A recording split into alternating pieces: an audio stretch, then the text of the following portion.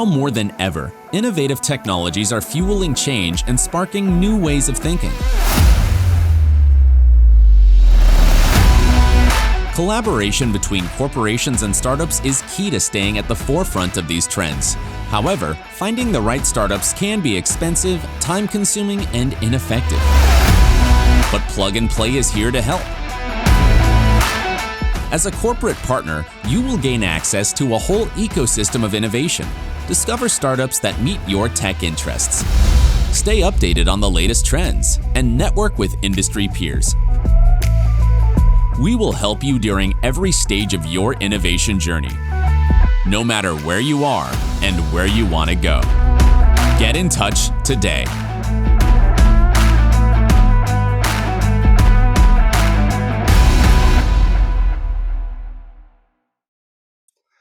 Good morning and welcome to Plug and Play Insurtech Batch 11 Winter Summit. My name is Stephen Fay and I'm Director of Corporate Partnerships here at Plug and Play Insurtech. I'm excited to talk a little bit about our journey through our Insurtech program to kick things off today. And without further ado, I'll just start and share a little bit about our journey as we've kicked things off over the last 5 years. So as you guys probably know, our Insurtech program started on May 16, 2016. And at the time, it was a very early journey into the Insurtech space. We were, some of the early adopters that came on with us really helped us kind of develop and evolve really the Insurtech world and ecosystem altogether. So outside of our launch, over the past 5 years, we've now currently accelerated over 100 startups and have tracked over 100 pilots, accelerated over 626 startups actually, and currently partner with over 86 of the world's leading insurance innovators. Just to give you guys a quick snapshot here, hopefully I don't go too far forward, we now currently work with over 86 of the largest reinsurers, carriers, brokers, MGAs, consultants, and even software providers like Guidewire. Our goal is to, by increasing the corporate ecosystem, helps us attract some of the best and greatest ideas and entrepreneurs out there. And without these individuals, we want to be able to develop these platforms. Every 6 months, we come together, gather the current challenges across these industries, the current focus areas and pain points, and basically source on behalf of our corporate ecosystem. So these members play a big role in helping us dictate and choose the startups that enter into our platforms and ecosystem. So if you guys would like to be involved as well, please reach out for more information. Just to showcase outside of our HQ in Silicon Valley, we now have about 6 offices globally that are focused specifically across Insurtech or financial services. So outside of our HQ in Silicon Valley, like I mentioned, we have offices now in Munich, Tokyo, Beijing, Singapore, Brazil, and we're further expanding into new locations across the US like Chicago and more. So we're excited to share we'll have some new locations popping up on this map soon. But in the meantime, if you would ever like to get involved in locations across the world, please reach out to us and we'd like to share more information in that regards. Second, helps us source, connect with our corporate ecosystem, so please reach out in that sense. Over the last 5 years, our Insurtech team has grown quite a bit. You can see now we top just around 16 people that really focus out of our US operations, with a few more members spread throughout our global offices. But our goal as an Insurtech team and program is to really help you guys find innovative technology and explore the startup ecosystem any way possible. And just to reiterate how Plug and Play stays competitive, we really offer that low barrier, no cost entry for startups, corporations, and entrepreneurs around the world. Our stage agnostic, no equity requirement platform really lets us work with the best startups.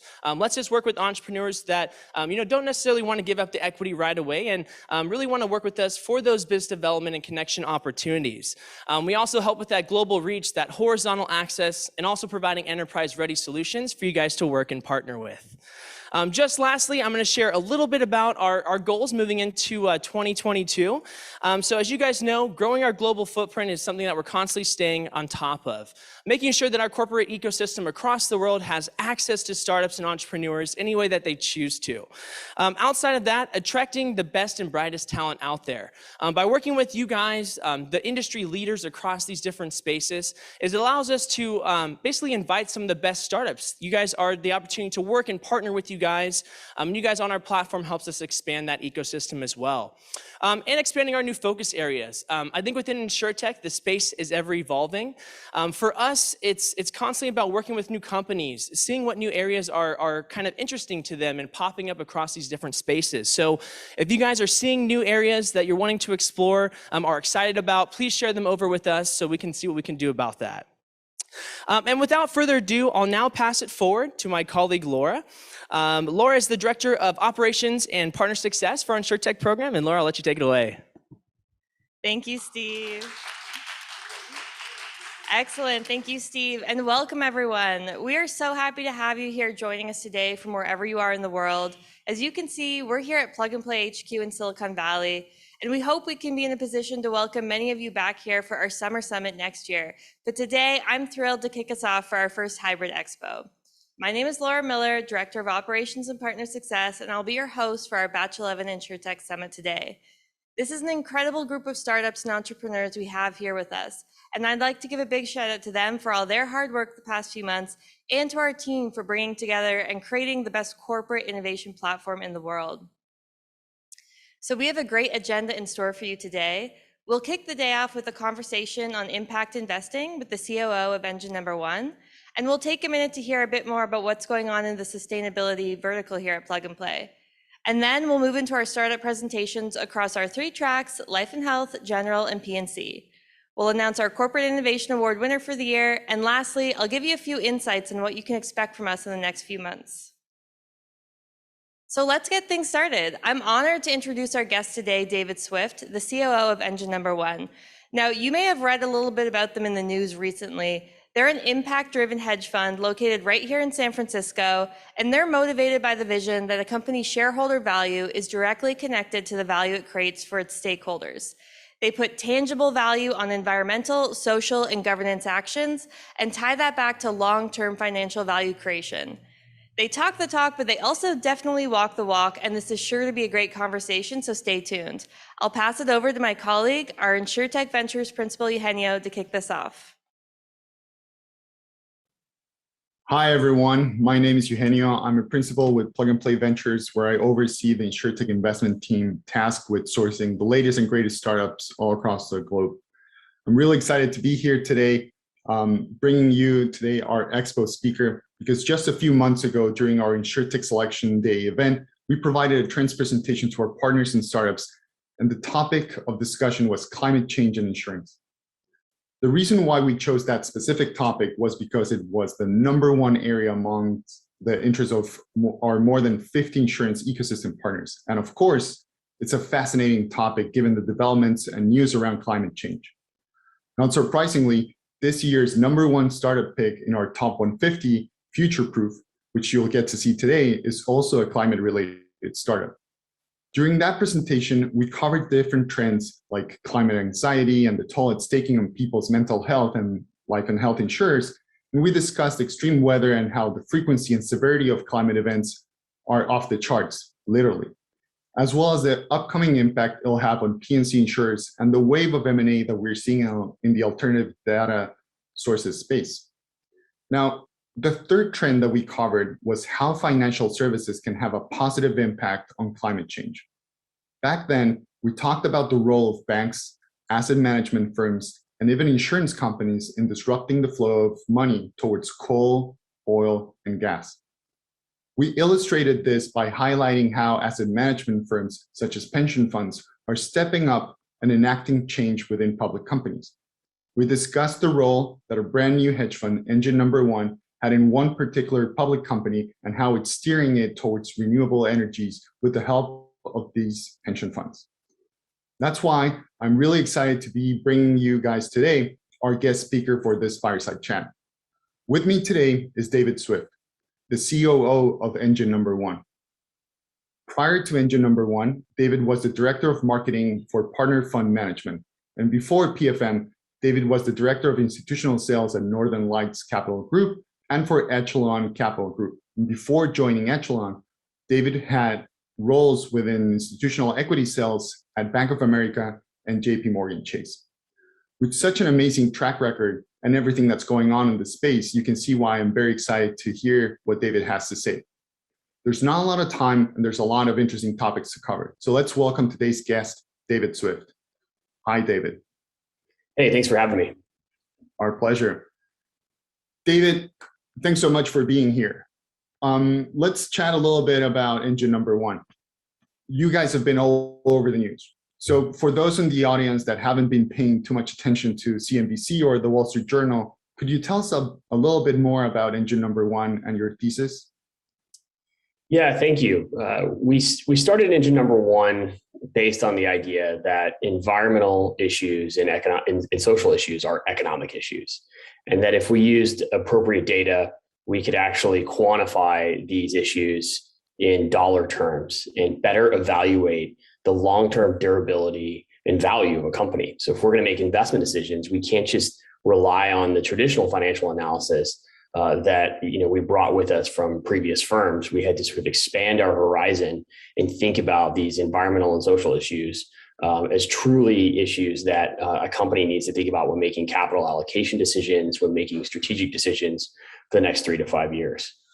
Our view is that companies will face a series of either headwinds or tailwinds, depending on where they sit during this transformation. So if you look at a fossil fuel company, which you spoke about just a few minutes ago, if it generates 100% of its revenue, if a company generates 100% of its revenue from fossil fuels, we expect that company to have a number of headwinds facing it in the foreseeable future. We expect governments to regulate that business. We expect technology to continue to disrupt that business as we look for better and cleaner sources of energy. We expect consumers to put pressure on that business, either by buying battery electric vehicles like you and I could, or the companies like GM moving their entire fleet to EV by 2025. And finally, as you also mentioned, we expect capital allocators, whether it's pension funds or groups like ourselves in engine number one, to continue to put pressure on these businesses to transform. These are headwinds that we see stacking in the horizon for the foreseeable future. And the markets are starting to recognize this. They're starting to understand and internalize this in the public markets. And we're seeing that in multiple compression in these businesses.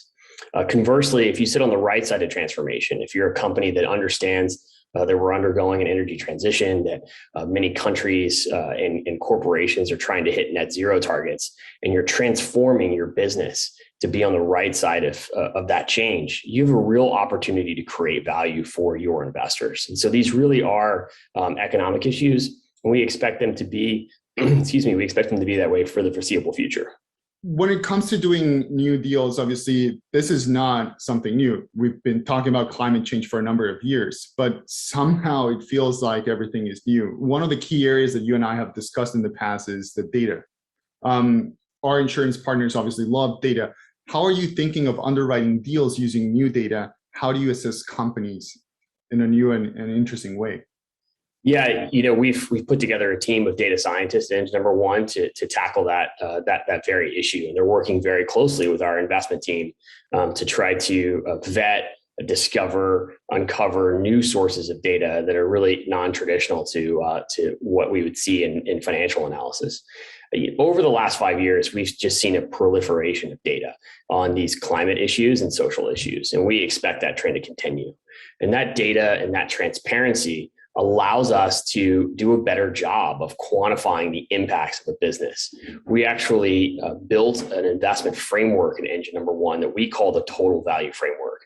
At a very high level, we underwrite the profitability of the business, just like any other investment firm would do, then go out and quantify the impact of that business. What is its environmental footprint? How negative is that environmental footprint? Or conversely, how positive is it?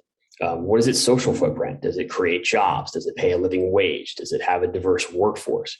So if we can go out and quantify these impacts and tie it back to the profitability of the business, we have a better understanding of the durability of that business over time and some of the factors that may come back and create some headwinds or tailwinds for that business and thus better valuations. And so the transparency, the data that's going to be available today, or the data that is available today, and the data that we think will be available in the future are extraordinarily important in underwriting both the return potential in these businesses and for your insurance partners, the risks in these businesses as well. Right. Yeah, absolutely. One of the common themes that we keep hearing is that obviously data is the new oil, or that data is like sand. It's abundant, but it needs to be refined to have any useful value. The ESG movement started using third-party data sets and labeled companies as good and bad. How has that evolved over the past few years? Well, when we first took a look at the ESG space, I think the third-party data providers and the ranking systems that they had for companies really was lacking in its information. It really didn't provide economic outcomes for businesses. It just ranked them as good or bad, depending on what they weighted. And it didn't have the transparency for a lot of the companies that it really needed to make an accurate ranking. And so we didn't believe that the ranking systems were the right way for engine number one to approach investment decisions.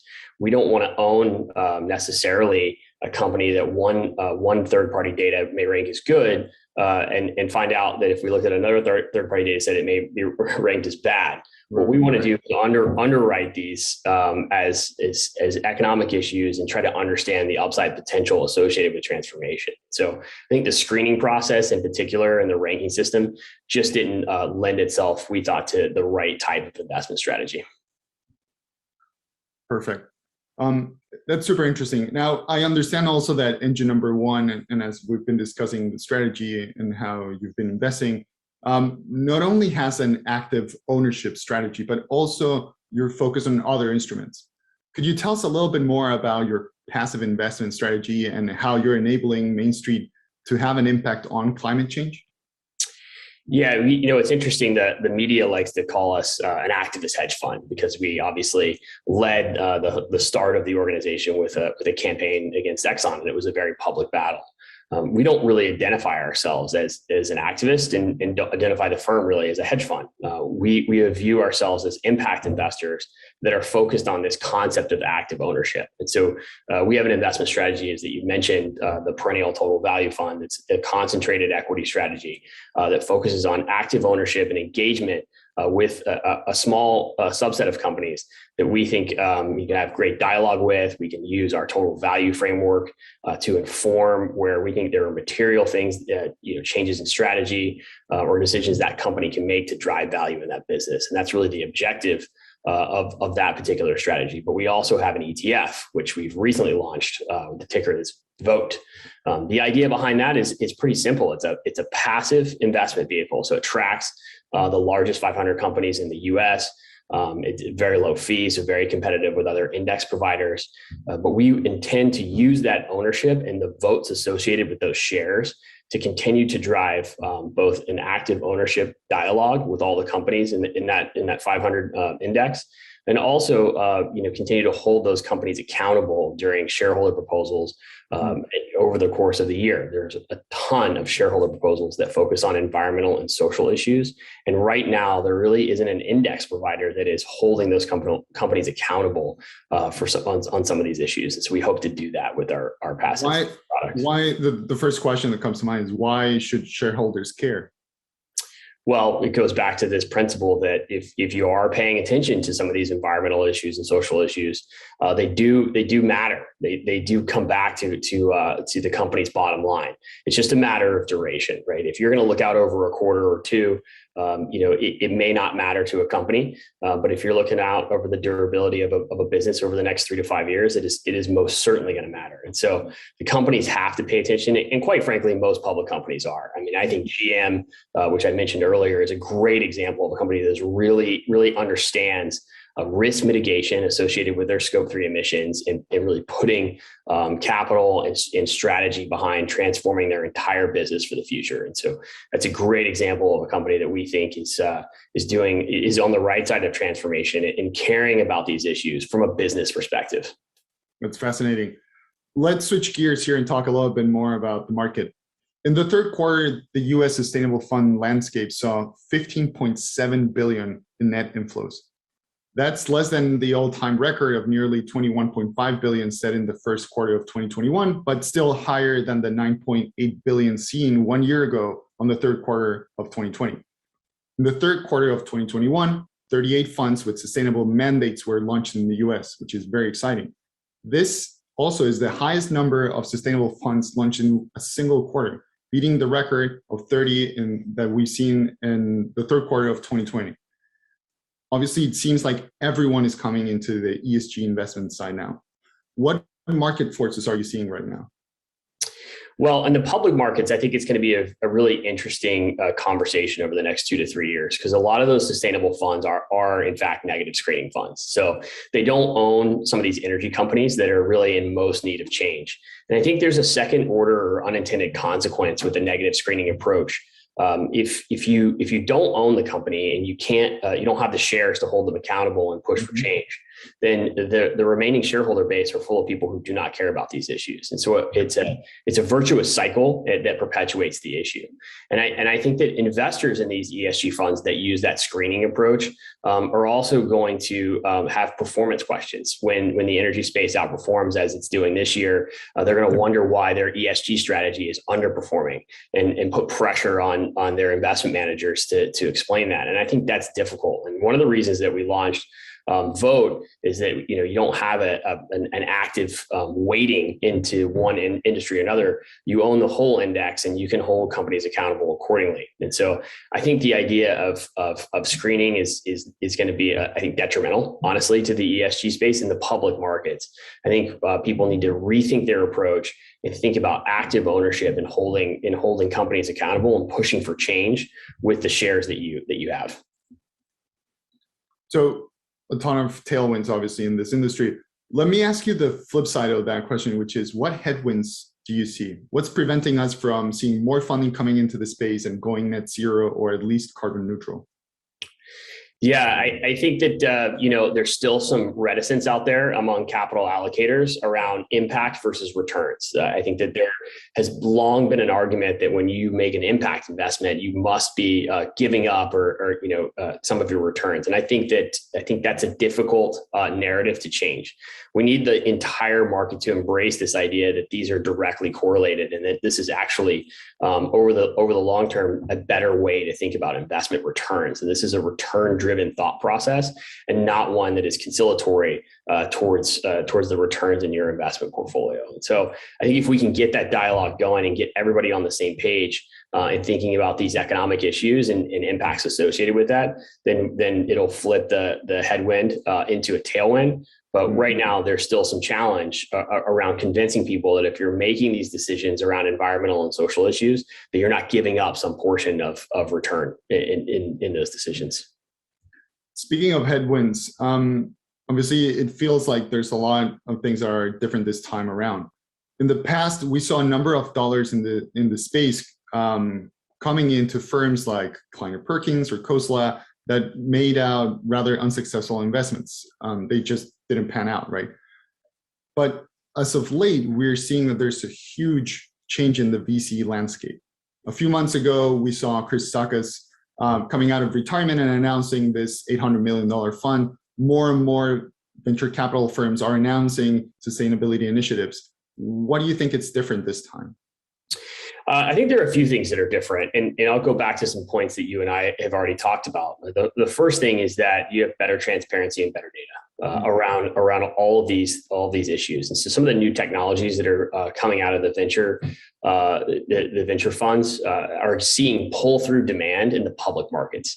So you have really an acknowledgement of some of the biggest public players, whether it's GM or maybe an ExxonMobil, thinking about these transformation issues and understanding that they are going to need new technologies to help transform their business. So you hope we continue to see this trend that these companies need technology, and the venture space is really the place to find disruptive technology, as you know. And so if they can continue to pull that in and buy those businesses and help support those businesses, I think that's the big change on this cycle. It's a holistic acknowledgement that things are transforming. I think the first iteration of this a few years ago, as you mentioned, didn't quite get going in the venture space because the pull through wasn't there, and the whole world wasn't really thinking about these issues in the way that we are today. Great. I want to go back to something that you mentioned before. Obviously, engine number one doesn't do just fossil fuels or energy companies. You guys recently announced an investment in General Motors. Mobility and electric vehicles were the topic of our trends presentation to our partners back in February. Could you tell us a little bit more about why you invested in GM and what do you think that transformation is looking like? Yeah, I've touched on this a little bit, but if you think about the evolution of the transportation industry, this is a huge part of climate change. And some of these companies that are thinking about their business over the course of the next 5 to 10 years are thinking about scope 1, scope 2, and scope 3 emissions and how to address that as a material risk to their business. GM is taking a huge step forward in moving their entire fleet to EV by 2025. And that is, it's a huge change for an incumbent in the auto industry, and really a huge opportunity for them to generate returns for their shareholders over the next 5 to 10 years. And if you think about the scale of that change relative to a company like Tesla, it's just so much more meaningful that you can get GM, which ships, I think, and don't quote me on this, I think they ship 9 million cars a year to transform to transform their entire fleet to BEV, whereas Tesla ships, 1 million or less, right? So you want that change at scale, because that is really what is going to drive the transformation we need to meet some of these net zero targets that we have to have. One of the other interesting aspects of this change that GM is undergoing that you and I discussed is how this is impacting their own employees and their ability to attract and retain talent. Could you tell us a little bit of what you're seeing as GM is undergoing this shift? Yeah, and I don't think this is just specific to GM. It's under our broader theory of change, right? You have all these things like government regulation or technological disruption. They're going to be forces of benefit or challenge for a business. And I think employee retention and recruitment is a big part of that. I think if you go out and survey the top graduates for all the universities that we're trying to recruit from, not a lot of them are raising their hands to go work for fossil fuel businesses. Yeah.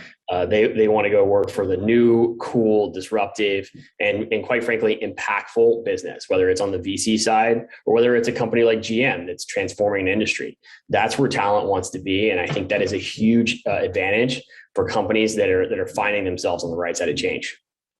Yeah, it's amazing. And obviously the insurance industry is facing a huge challenge there on the reskilling and upskilling and attracting and retaining new talent. So super applicable. Let's talk about a little about the future. So obviously a ton of momentum in the space. 2021, we've seen a record breaking in terms of funding into clean tech and ESG. First 3 quarters of 2021, $30.8 billion has been invested in climate tech. And it feels like it's only going to keep increasing, right? At the same time, we're seeing what's happening in COP26, the 2021, or this year's, I guess, United Nations Climate Change Conference. We saw a number of people going there from different countries. It's arguably the most important global gathering on climate change in years. This is slated to finish in 2 days. What are your thoughts on the sector in 2022 and beyond, and what do you think will be the outcome of this gathering? We had our chairman, Chris James, at COP26, and he was a speaker there. And, our feedback from the conference has been that the intense focus on these climate issues is just going to continue for the foreseeable future. And I think that that lends itself to increasingly more and more C-suite executives asking the question, what do I do with my business as it relates to climate change or social issues over the foreseeable future? How do I take all the ESG data that I see as we go through our profitability forecast and address these as real shareholder issues? And so the more we can continue to point to material and strategic decisions that C-suite executives can make for their business to address environmental concerns or social issues, I think that it is going to be just an increasing focus for the next 2 to 3 years. And I think we're going to see some real material change from old school or old line businesses as they try to find their way through a very transformative period and a very important period. Great. David, one last question. To the entrepreneurs that are watching this Fireside chat, what advice would you give them? Well, that's a good one. I think you start with the big macro trends that are out there. I think we've talked a lot about some of them, but I think if you're going to look at your business and where your business and where your potentially disruptive technology hopefully sits hope and focus on addressing a need that a big company might have. Because I think if you are a solutions provider to some of these big challenges, I think your products are going to be in demand. But most importantly, think about how you can drive positive impacts, because I think there's always a place for a company that is doing some good, and there's always demand for that. So that if you can find a way to be, or have a tailwind and have some positive impact, I think you're going to be very successful. So with that, David, I want to say thank you so much for joining us today. I'm sure I can speak for everyone listening that when I say that we really appreciate your thoughts and honest takes on these subjects. Thank you so much again for joining us, David. Have a great day. And to the audience, thank you so much as well. Thank you for having me. Really appreciated the conversation.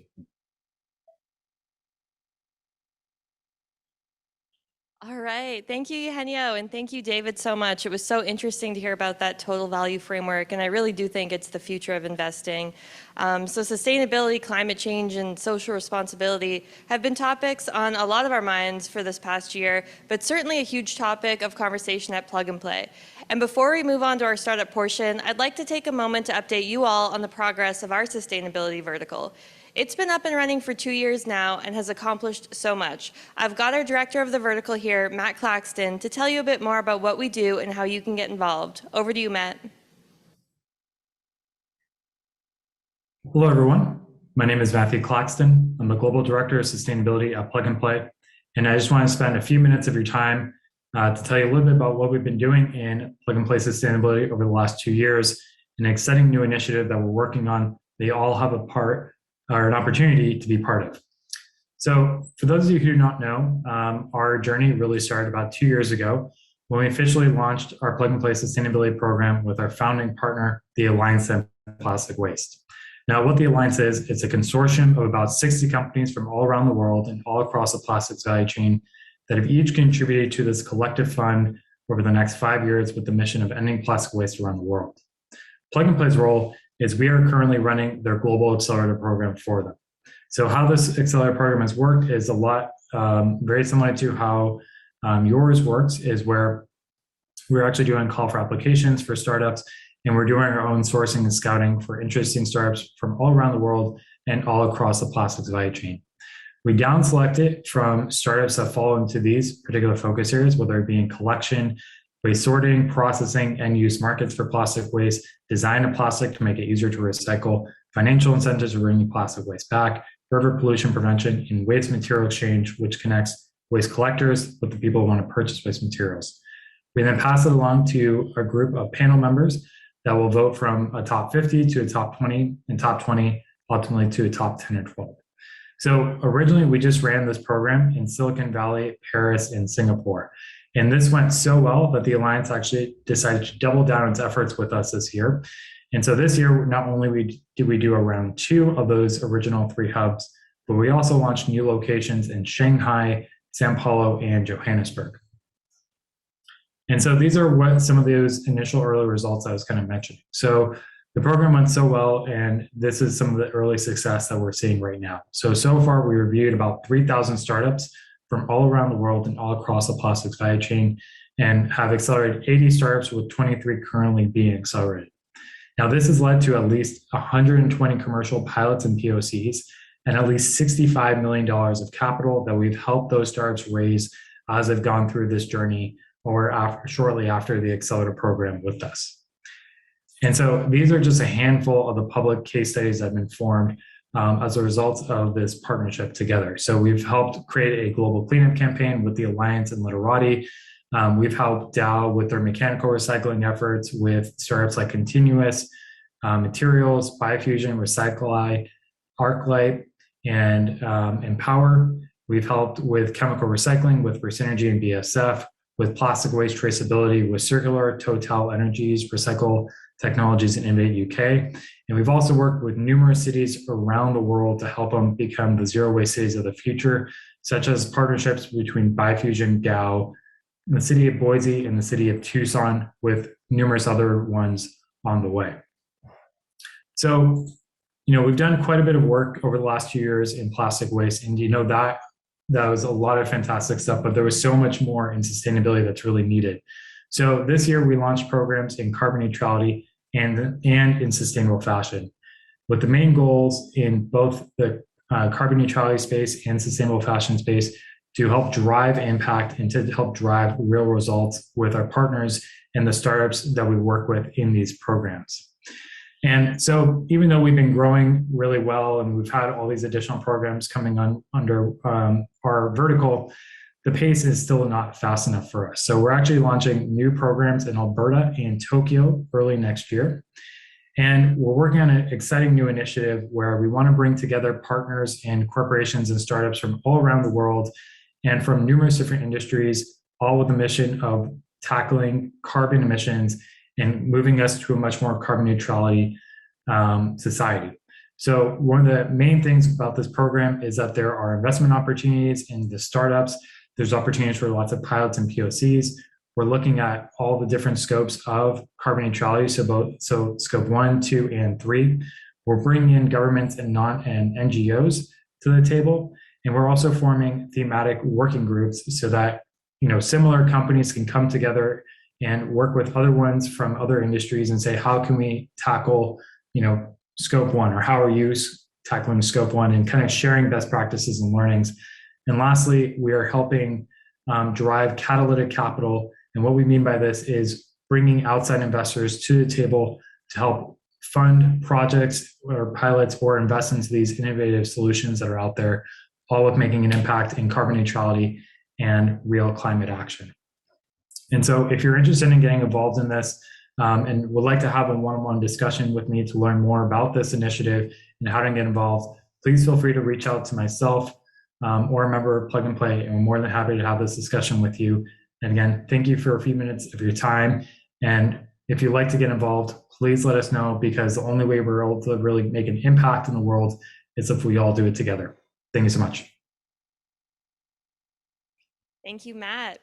And now it's time to move on to our startup pitches portion of the day. And for that, I'd like to welcome my fabulous colleague and Senior Partner Success Manager for Insurtech Vertical, Desiree Wagner. Please kick us off. Thank you, Laura. Thank you, everyone who dialed in for today. We're super excited to kick things off, and I can't wait to all welcome you back in the office very, very soon.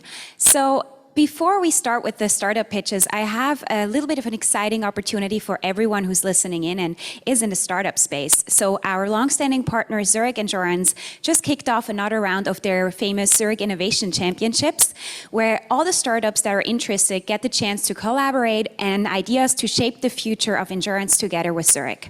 So last week, they announced this new partnership at the Web Summit in Lisbon. So for all startups dialing in today, make sure to register and apply not later than December 23rd to participate in the very appealing 3-month Innovation Championships Accelerator program starting 2022. So before I kick off, I have a short video that explains this in more detail. So I'll pass it over to our wonderful team. Customer insurance needs are constantly evolving. In a world that is moving so fast, the way we live and work is changing. But what can we do together? Zurich is looking to collaborate with entrepreneurs to address 4 challenges. Together, we can reimagine insurance with simple solutions that improve our value chain. We want to help our customers reduce risks with sustainable solutions. Presenting the Zurich Innovation Championship. This is a chance to have your idea developed with an industry leader. Are you an innovator? Let's create a brighter future together. Sign up and join us on this journey. Join the Zurich Innovation Championship.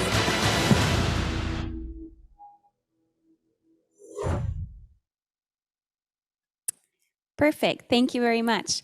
So before we kick off the batch startups now, I just want to go through over a few housekeeping rules. So as you will all notice, you will be muted throughout the full sessions. That doesn't mean that you shouldn't be engaging and talking to the startups that are online today. So please make sure to make yourself noticed by writing in the chat, by engaging with others, sharing your thoughts on a given startup solution. We would really appreciate it. And in case you have any questions, please feel free to just raise the hand, and also we're happy to help you. At the end of each startup session, you will get the chance to get connected to the startup right away. So make sure to answer that poll at the end of each batch startup session. Perfect. Okay, so with that, I'm going to kick off for the first startup pitch, which is Amplify Life. Amplify Life is a life insurance that makes sense. So to protect your family, fill healthcare gaps, help you save for retirement in one plan, make sure to sign up and listen to their startup pitch now. Hi, my name is Hannah, and I'm co-founder and CEO of Amplify Life Insurance. What do you think of when you think of life insurance? Not surprisingly, most people think of a death benefit, and not many people think of it as a wealth-building vehicle. As a matter of fact, life insurance has many benefits, such as tax advantage growth, meaning you can access your growth, rebalancing trading, and reinvested dividends, all tax-free from your life insurance policy.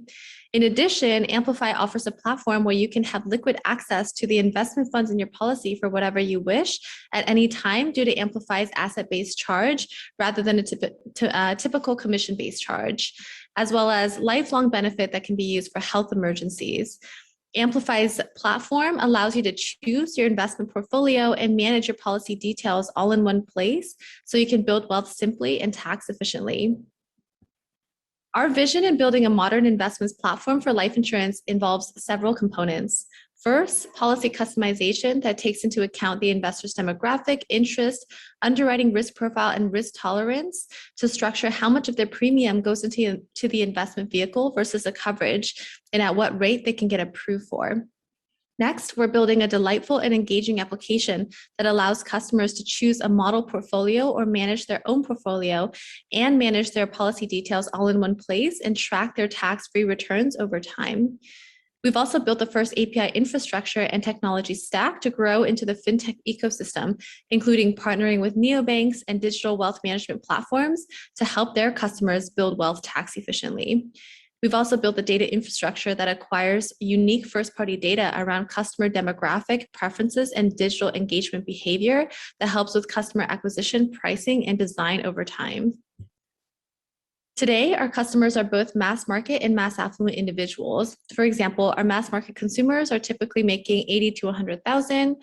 Our gig economy workers or single parents who are looking for an all-in-one vehicle that can add funds to their retirement in addition to protecting their families with the extra $100 a month that they can save.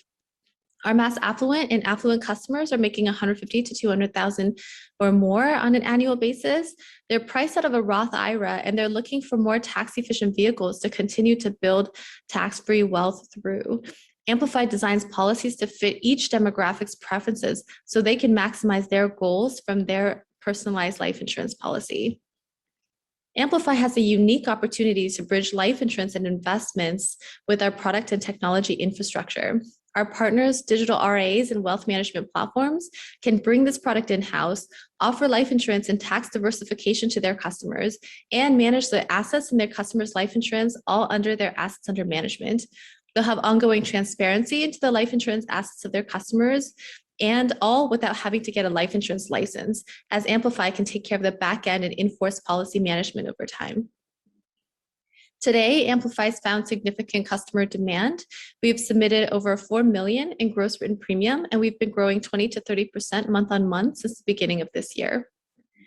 Ultimately, Amplify's flywheel and defensibility lies in the unique data insights we're able to gather and utilize on our platform, including which customer segments are interested in which product features and how they engage with our platform, ultimately improving our customer acquisition, targeting, and retention, as well as customer segment-specific policy design and pricing over time. With the unique ability to engage our customers on an ongoing basis, we're also able to leverage health incentives for underwriting pricing advantage and ongoing cross-sell and upsell opportunities through the lifetime of the customer. Please don't hesitate to reach out to us, as we love to collaborate to build a wealthier, healthier, and more tax-efficient future for us all. Thank you very much. So that was Amplify Life. With that, I'm gonna move over to the next startup that is helping you manage chronic pain. So it will not only help patients, but also healthcare professionals to better measure, monitor, and manage chronic pain. So for anyone who knows someone who could help leverage this solution, make sure to connect with them right away. Thank you. Good morning. My name is Thayer John Melmoth. I'm the founder and CEO of ManagingLife. We're a digital health company based out of Toronto, Canada, that's entirely focused on helping people better manage their chronic pain. But our mission is to lower the cost of chronic pain for insurers and health systems. We've helped over 65,000 users globally. Our solution is licensed by 10 different hospitals across North America and 3 different carriers who represent 27 million lives under coverage. Now, the reason for this traction is because chronic pain is such a driver of costs, more so than any other chronic condition. It's extremely prevalent, and right now, 11% of Americans are currently taking a prescription to manage their pain. It's also the leading reason for short-term and long-term disability. Our solution improves people's pain-related outcomes. It's called Manage My Pain, and it brings together 3 different components that empowers people with pain, as well as better connects them with their care team and care and case managers of their insurer. It starts with an app that's based on acceptance and commitment therapy principles. People are asked to reflect on their day's achievements and then record their pain experience, a process that takes less than 60 seconds. Even if you use it 2 or 3 times a week, it is still significant. We then play back that information through charts and graphs to highlight patterns and trends. Then our solution translates that information into reports that people can then share with their care team, their physio, their chiropractor, their psychologist, their anesthesiologist. And for the clinician, it provides much needed data that informs clinical decision-making. And then finally, with consent, we share this information with care teams or insurance companies so that they can view this information remotely, either at the aggregate or down to the individual. And because we have so many users and so much data, we've developed advanced analytics that flag at-risk behaviors weeks, sometimes months sooner than ever possible before. What makes our solution truly unique is that it works. In March of this year, the University Health Network, Canada's largest academic hospital, published the findings of our multi-site validation study that showed people who use Manage My Pain had statistically and clinically significant improvements compared to people that didn't. In December of last year, RBC Insurance published our case study with them that showed while Manage My Pain was used with disability clients, they had on average a 7.5 month shorter disability claim duration. Now, research has time and time linked to these 2 things to reduced medical spend, which means people will go to the ER less, take fewer medications, whatever treatment they're pursuing becomes more effective.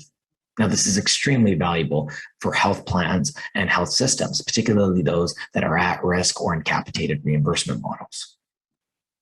Our business model is to license our solution to either employers, health plans, and at-risk providers to help them reduce medical spend, as well as disability and workers' comp carriers to help shorten claim durations. We have evidence that shows that we can drive greater than 5x ROI with both of these organizations. We're currently raising our first post-seed round of investment at $2.5 million US. Just over half of that is already soft circled. And our targets as a result of this raise will be to increase our data set and user base, drive our revenue and prep us for a Series A, and improve our validation, both in terms of our security posture, as well as our reduction impact on medical spend. If you're interested in learning more or want to speak to me, please reach out and I'd be happy to talk. Thank you very much. Perfect. I'll give you a few more seconds to click on this yes button, and then we kick it off with the next startup. Perfect. Okay, I hope you made use of that time. With the next startup is KironTech. KironTech uses cutting-edge machine learning technology and deep industry expertise to tackle fraud, waste, and abuse in medical claims. So give some virtual applause to KironTech. Hello, everyone. My name is Omar Shebli, and I'm the CEO of KironTech. KironTech is based in Cambridge in the UK, and we specialize in working with medical payers to tackle fraud, waste, and abuse in their claims.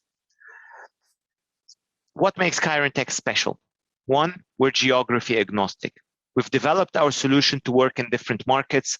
We've deployed our solution in different markets, and we've overcome some of the challenges of working in different markets. Our solution comes with curated support, which means there's a deep level of understanding and help to make sure the customers can monetize the value from what comes out of the solution. We're health insurance first. Everything we do is dedicated to that space, which means the results are in a way that makes sense for practitioners in that space, and they're explained in a way that can be used within that environment. We're focused on the workflow. Identification of fraud, waste, and abuse is just the beginning. You need to provide customers with the tools and take them along the journey towards recovery and prevention, and we've designed that from the day one as part of the tool. We don't also only rely on the medical knowledge. We leverage that medical knowledge using cutting-edge machine learning and a dynamic rule system that adjusts to effectively stay ahead of the fraud and ahead of the waste. If you think about it, any fraud control system or any FWA control system, it's a race between two parties, and it's that ability to constantly run ahead of the game that matters. Finally, and more importantly, it's cost effective. We're able to deploy very, very fast, and we're able to deploy at a very low cost, which means that the cost of adoption is as reduced as can be for similar solutions in that space. Some examples of the type of stuff we help our customers tackle. This is an individual who had defrauded the insurer for up to $52,000 worth of drugs in a period of 2 months. This is an example of a doctor that cost our customer up to $250,000 just doing 61 patient visits over a period of time. This is another example where a hospital was constantly treating patients with cancer with the highest possible dosage of a chemotherapy, which is medically abnormal and unexpected. And here's another example whereby if you go get the delivery, you're actually getting 6 to 7 times the number of services you would expect relative to others in this market. All those are different examples. All those are things that have happened. More importantly, all those are things that are very difficult for existing control systems to detect and catch. And that's what we do very well. Our unique approach is, as I said, leverages that medical knowledge to a very, very detailed understanding of what claims are, what services are, how they link to one another, how they interact, but also a lot of machine learning that allows us to understand how the behavior is aggregating around the various actors that are engaged in the process of the claims. Some examples of how much does that really mean. This is an example of one of our UK customers. We worked with them for a period of time. We're currently making over £1 million in terms of recurrent revenue contractually with these guys. And this shows you the level of findings we have with them. They're expected to be making at least £10 million of savings per annum for the foreseeable future using this tool. For example, this shows how much there is in the area of pathology, the light blue here. This is another example. We worked with a UAE-based insurer. We're able to deploy our tool in 6 weeks and show them results. We're currently talking about putting this at the front end of their payment system to try and stop the money leaving the door. But that shows you how much it can do, the flexibility of the tool to operate in 2 very, very different markets, but also the speed within which we can deploy this to actually start showing results to our customers. We've been growing fast. Our pipeline is stacked with top names. And as a matter of fact, since the beginning of this year, with the level of interest and the level of customers coming in for proof of concepts and for trying to see how we can integrate this solution into their work has been phenomenal. So we're very happy to be here and very happy to be talking to you all. Thank you, everyone. And thank you for taking the time. And we're very happy to have KironTech had part of our patch program. So yeah, take the time to connect with KironTech now by just using the poll feature. And then once you're done with that, we're going to go over to the next startup called Gabbi. So Gabbi reduces the rate of delayed diagnosis for women by empowering them to proactively seek the care they need. So please give a virtual applause for Gabbi. Hello, my name is Caitlin Christine, and I'm the CEO and founder at Gabbi. In 2013, I lost my mom due to a delayed diagnosis of breast cancer. Shortly after she passed, I found a lump, and I had to fight to get physicians to take my symptoms seriously. After almost a year of speaking with experts and advocating for myself, I chose to have what was intended to be a preventative double mastectomy, only to be diagnosed with breast cancer in surgery. I was 24. After working as a hereditary cancer specialist, leading business development for the largest genetic testing company in the world, I realized that my mom and I were not unique, that there are women all over the world who don't know their risks, don't know their options, and are experiencing a delay in diagnosis. Although breast cancer is most common in women over 50, there's still a significant portion of women being diagnosed with breast cancer under 50. In fact, 26% of women with breast cancer are under 50 years old. This is often the most deadly of diagnoses for this demographic because 85% of those women are not diagnosed until late stages, when the disease is most life-threatening and costly. Delay in diagnosis for women under 50 occurs for a myriad of reasons, but first and foremost, there are no effective breast cancer screening tools for women under 50. Here's what this journey looks like for a woman to get a diagnosis today. With Gabbi, we are able to identify the women at risk, decrease the time to a diagnosis, improve health outcomes, and save money for the plan and individual. In light of COVID, delayed diagnosis of breast cancer is only going up. It is very clear that the time for Gabbi is now. We're solving this problem with our twofold solution. On the back end, we've created a risk model using artificial intelligence, incorporating claims data, EHR, and patient-reported data that allows us to predict a woman's 2-year risk of breast cancer. And on the front end, our mobile application compels women to take action through personalized action plans, risk assessment, and navigating her to the necessary care for an early detection. We validated this with a national payer earlier this year, showing that our accuracy far exceeds existing models. To put this in perspective, this one payer had about 16,000 women diagnosed with breast cancer in a given year. Of those, almost 13,000 experienced a delay in diagnosis, resulting in almost 10,000 mortalities over a 5-year period of time. Had they been using Gabbi, however, 75% more women would have been diagnosed earlier. For example, in this pilot, we found Mira, a young woman of color, 35 years old. But because this insurer wasn't using Gabbi, Mira was diagnosed at stage 4 breast cancer in 2018. However, in our retrospective analysis, had they been using Gabbi, we would have found her in 2016, 2 years earlier. We're able to do this because we are filling the 3 main holes that existing risk models have today. First, inclusivity. We are appropriate for women of all ages and all ethnicities. Second, accuracy. Our model is the most accurate. And third, by taking these risk models out of only clinical settings, we've created the first ever consumer-facing risk model.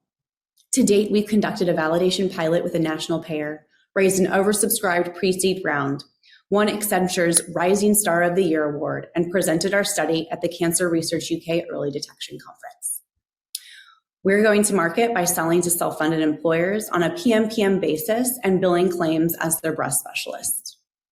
We're starting with breast cancer, but because our model is generalizable, we plan to expand to other preventable diseases that affect women. We have a killer team of seasoned experts and a dedicated team of expert advisors. If you're interested in learning more, please reach out. Thank you. Thank you, Caitlin. And as last time, please make sure to press that yes button to connect with Gabbi. I think it's pretty impressive what they did with the whole process. So make sure to really consider that solution for your company. The next startup that we'll be presenting is called Boatswell. Boatswell partners with financial services companies to provide digital financial planning to millions of clients. So please welcome on the virtual stage, Boatswell. Good morning. My name is Matthew Bellows. I'm the CEO and co-founder of Bodeswell.io. Bodeswell makes digital financial planning software, which makes it dramatically easier for your customers to create and maintain their own financial plan.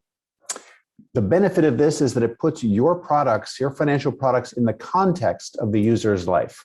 Let me show you how that works. Here you have a digital financial plan. I've skipped the onboarding here, so this is fully built out, but you should know that over 60% of people who start on a self-service journey to create their own plan complete one. You'll see the highlights here are plan status, just overall, how's this plan doing? Then these are your historic and your projected income and expenses. And then down here you have your life events. So the scenario is that my wife is quitting her high-paying job and I'm wondering, how is this all going to work out?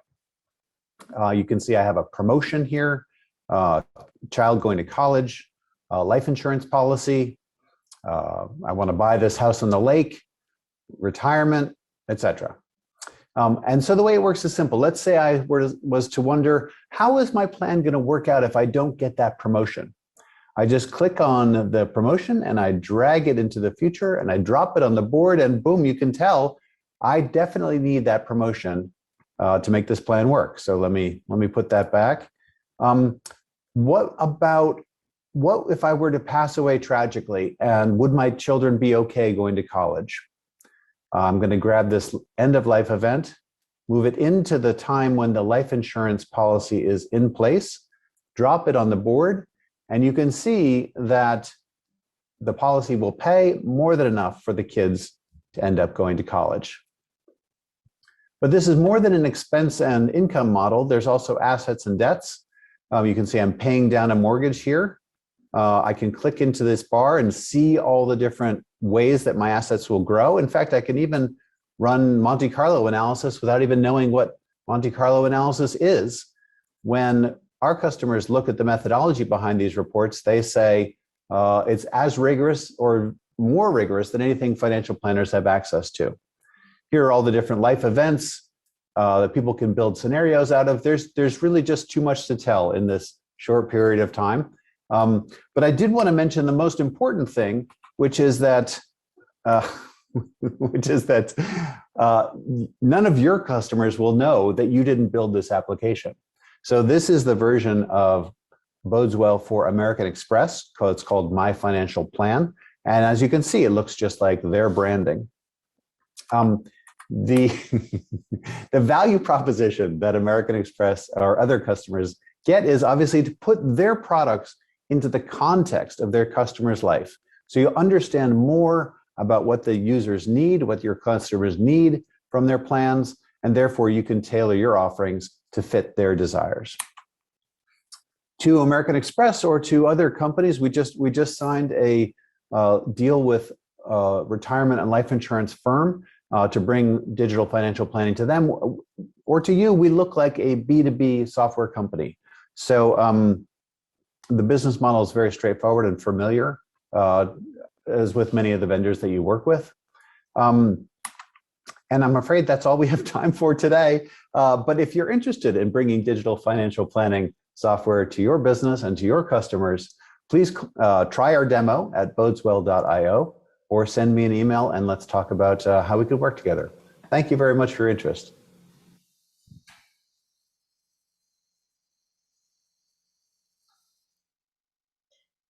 Thank you, Matthew. And if you want to connect with Bodeswell, you know the drill. And thank you to all of our life and health startups who presented today. We're now going to move into our general startup pitches portion of the day, and we're going to kick off with Duality. So Duality is a developer of a digital data collaboration software designed to protect privacy, internet protocol, and regulation compliance. Over to you, Duality. What's up, partners of Plug and Play? I have a question for you. Out of all the data your organization is collecting, what percentage of it is going unused? And with all that untapped data, how much money do you think you're leaving on the table? Is it 500 million, 900 million, $3 billion? I heard these numbers and others from leaders at your companies while speaking to some of you during this past month. My name is Jeffrey Dobin from Duality. Insurance companies, banks, healthcare organizations, and government agencies all leverage our technology to monetize their unused and most valuable privacy-sensitive data. Now, all of our organizations are collecting a ton of data, but something we hear way too often from our customers is that they don't leverage the majority of the data they collect. Forrester estimates that up to 73% of data within an enterprise goes unused. And this costs companies hundreds of millions of dollars each year. Now, there are many reasons companies don't use all the data they collect. But the biggest reason, as 85% from a Splunk survey pointed out, is that they can't analyze their data. The major cause is that the data is privacy sensitive and not accessible. Organizations are being forced to cleanse their data to protect personally identifiable information, causing months and months of time delays and adding so much noise to their data that they can't use it for actionable insights. So what is a company to do? Rather than anonymizing your data or leaving it on the side unused, what if there was a way to run analytics on all of your structured data while it was encrypted without ever decrypting? And how much revenue do you think you could generate if you could leverage all this untapped data? The opportunities for leveraging analytics are practically endless, but you need to be able to do two things really well if you want to maximize your revenue potential. First, you need to access the data you're collecting. And second, you must enhance it with the data of your competitors and partners. And that's no easy task. But if you do this effectively, you can better understand your customers and trigger events to create hyper-personalized advertising that results in better customer experiences and 8% more revenue. Better pricing decisions based on predictive modeling around competitive offerings, risk scores, and other factors can improve your margins. And we help you access and enhance your data to improve your pricing models. As a third option, rather than selling your data and losing control of it, and not even knowing how it's being used, you can actually rent your data and your models. And you can know how they're being used while generating extra revenue each time your data is being used by others.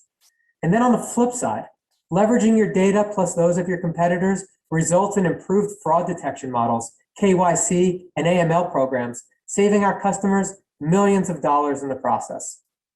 Oracle and IBM are already using our technology to help their customers collaborate and leverage previously inaccessible data to stop fin crime.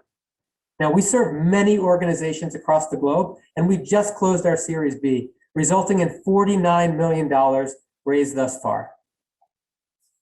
Our secret sauce is in a new form of encryption called homomorphic encryption, and it's changing the way organizations protect personally identifiable information while collaborating and making the most of their privacy-sensitive data.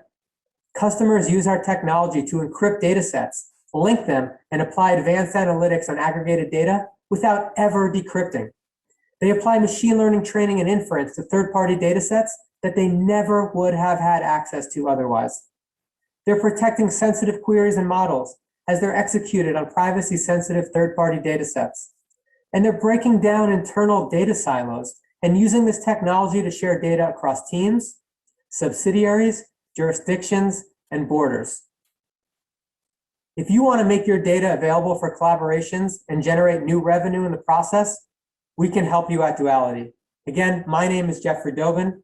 Please give me a shout and we'll get you set up with a POC.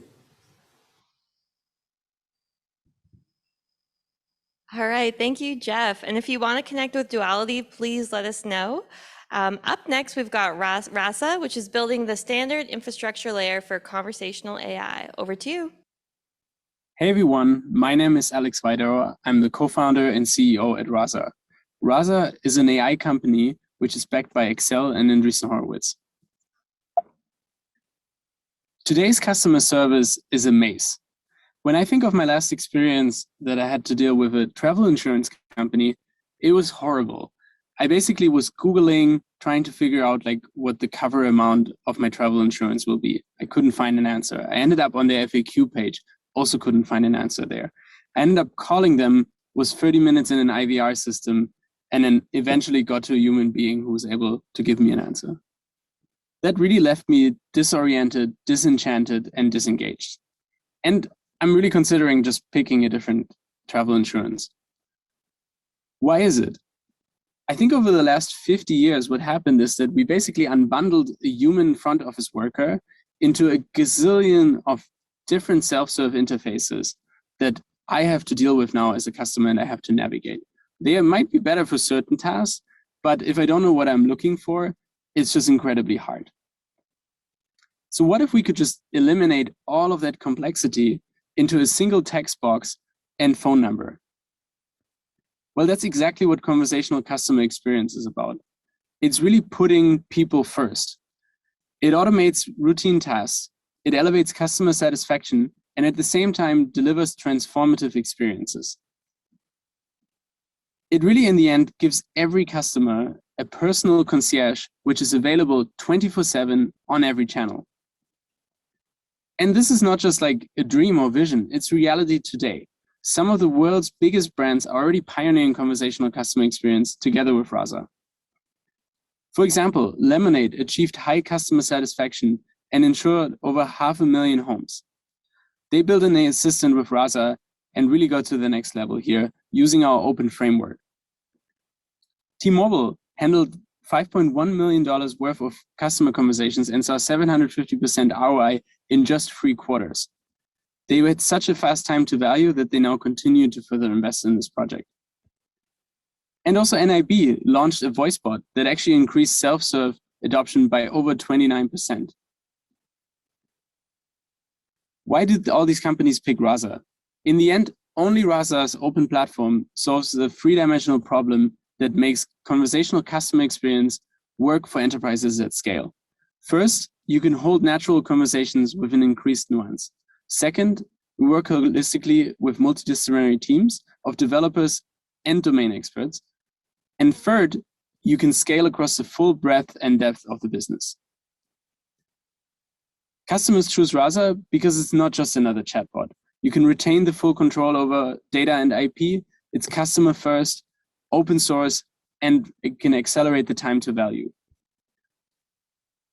This journey starts usually with an exploration, right? You want to basically explore different use cases that you can apply conversational customer experience to. Then you have a chatbot or voice bot stage, which is where a lot of companies are these days, usually tactical implementations for a specific use case like customer service inside of the mobile app.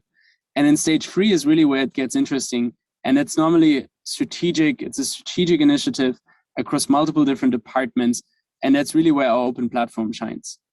And we partner with customers across all these different stages and really work closely with them to build the future of conversational customer experience together. As a next step, I would suggest reach out to me. Would love to get you set up with a Rasa Enterprise demo or with a value workshop as well. Here are my contact details. There's alex@rasa.com. I'll keep an eye out for you and look forward to hearing from you. Thank you, Alex. And as a personal customer of Lemonade, I've used the Rasa chatbot a few times and think it is incredible. If you want to connect with them, please let us know. Next up, we have Quantexa. So Quantexa is a data analytics software company pioneering contextual decision intelligence that empowers organizations to make trusted operational decisions by making data meaningful. Over to you. Hi, my name is Alex Johnson. I'm head of insurance solutions in Quantexa, and I'm going to talk you through how we're helping insurers revolutionize their decision making through more context. What we see is that insurers generally lack context around their data, and that's because they're using data that's incomplete, sat within different silos, different systems, different portfolios, and they're unable to bring all of that data together with external insights to form holistic views around their customer, around their claimants, around their supplier. This creates real challenges in terms of both trust of the decisions and trust of the data that holds that decision, but also the ability to fully automate and optimize that decision process for the customer. So how do we help? Well, we have 4 core capabilities. The first is in our low-code data fusion engine. This has the ability to integrate with a schemaless data model, so we don't force upon you large-scale data mapping exercises. We effectively directly connect in raw form to your core customer, claims, and supplier operational systems, and then enrich that with things like corporate record data, credit bureau data, or publicly available data sources which might be available. What we then do is run dynamic entity resolution and network analytics on top of that data to create connected profiles around all of your entities. So people, individuals, organizations that you deal with on a day-to-day basis, What we then have is a deep AI framework which can sit on top of that data, providing feature engineering insight to your data scientist teams and running decision algorithms on top of that data to spot opportunities, also detect potential risks and threats that exist within your data and your portfolio. Fully self-sufficient, fully transparent, and it's a capability set that can plug into your existing analytic tools like MLflow, Python, R, and then help your teams analyze that, interpret it through easy data visualization tools. What I want to highlight here is that we have no fixed data model. Unlike other platforms, we don't force you to map to our format or to our schema. We're able to ingest the data in the schema in which you already hold. What we've also done is run very deep and AI and machine learning models on top of both the entity resolution and the network generation. What that means is that it's highly accurate. We've proven over 99% accuracy in our entity resolution network models, and we've done that across over 100 billion records. What we also do is support multiple use cases. So along the top there, we can see that there's a decision intelligence framework. This is designed to be enterprise-wide and scale with granular security models and multi-use case approach to help the entire value chain and the entire decision ecosystem that you have. What we help do is provide this as part of a modular platform approach, which allows you to integrate these capabilities seamlessly within your business and actually take full ownership of these capabilities. What you can then develop are predictive models across a number of different value chain use cases, as we see on the slide. And this is something which we're helping insurers do regularly. So I just wanted to talk you through a quick demo of the system. So typically we'd get this type of view from an organization. We've done a search on Raj Kumar. We've pulled back a number of individuals. What we can actually do is connect all of that data together to show that Raj Singh, Raj Kumar, and as part of Raj Enterprises are all actually the same Raj Singh who sits across different portfolios and sits as part of a wider network. What we can also do is the same on your commercial book and your commercial insights. Here we've brought together 5 different organizations connected through corporate record, policy and claims data to show that actually they're all part of the same network. They're all organizations which are subsidiaries and linked through directorships and shareholders, and they all are based in the same geographical location within Boston. What we've been able to also do for this insurer is provide analytics on top of that to provide insight when there's new applications and new claims coming through to help them understand how they underwrite those new policies and new applications onto their book. What we can also see is we can scan back through time. We can look at the turn of events, and you can help use this for predictive insight and analytics. And you can do that through our APIs as well. Everything accessible here is available through APIs to be able to feed into your decision intelligence models. And we have the ability to run attribute visualization and predictive scoring on top of that data to help drive operational insight to your teams, both in underwriting, claims, as well as other parts of your business like customer insight, marketing, and fraud investigations. We have a number of examples of market validation and awards which we've won recently, which has been fantastic. We have a number of large organizations, some leading insurers, banks, and other organizations using our platform. We're Quantexa. We're all about connecting data together, driving meaningful insight through that data to ultimately help you deliver more trusted decisions. Thank you, Quantexa, and love to see that market validation so far. It's looking good. So let us know if you want to connect with Quantexa. Next up, we have Hypatos, which is a deep learning technology that automates complex document-based back office processes like accounting, travel and expense management, loan underwriting, or claims handling. So take it away, Hypatos. Hi, everyone. I'm Jem. I'm the Chief Commercial Officer at Hypatos. We serve global leaders in manufacturing, retail, real estate, and more than 300 software companies that white label our technology. We automate document processing for enterprises. Companies have low automation rates for documents transmitted as images, which leads to expensive operations and costly mistakes. For example, in accounts payable, 4 to 5% of payments are due to avoidable mistakes like duplicate or fraudulent documents, missing out on early payment discounts, and not noticing price hikes on line item level. Let's see it in action. Our product team will show how our solution works on any document. And please reach out to me regarding process automation. Today, we would like to show how clients can use Hypatos Studio as a no-code document automation platform. Let's assume that there's a new document that we need to process. Residence permits, for example. We first need to create a project to train a deep learning model for this document type. Different OCR languages can be used, and it can be assigned to different users and models. Finally, the fields that need to be captured as part of this model need to be defined. There's already a list of predefined fields available, but you are also free to create customized fields. For our residence permit, we are defining the fields name, surname, and 2 ID fields. You can assign a data type to the field like amount, date, and many more. You can also set some fields as required. The project can now be created.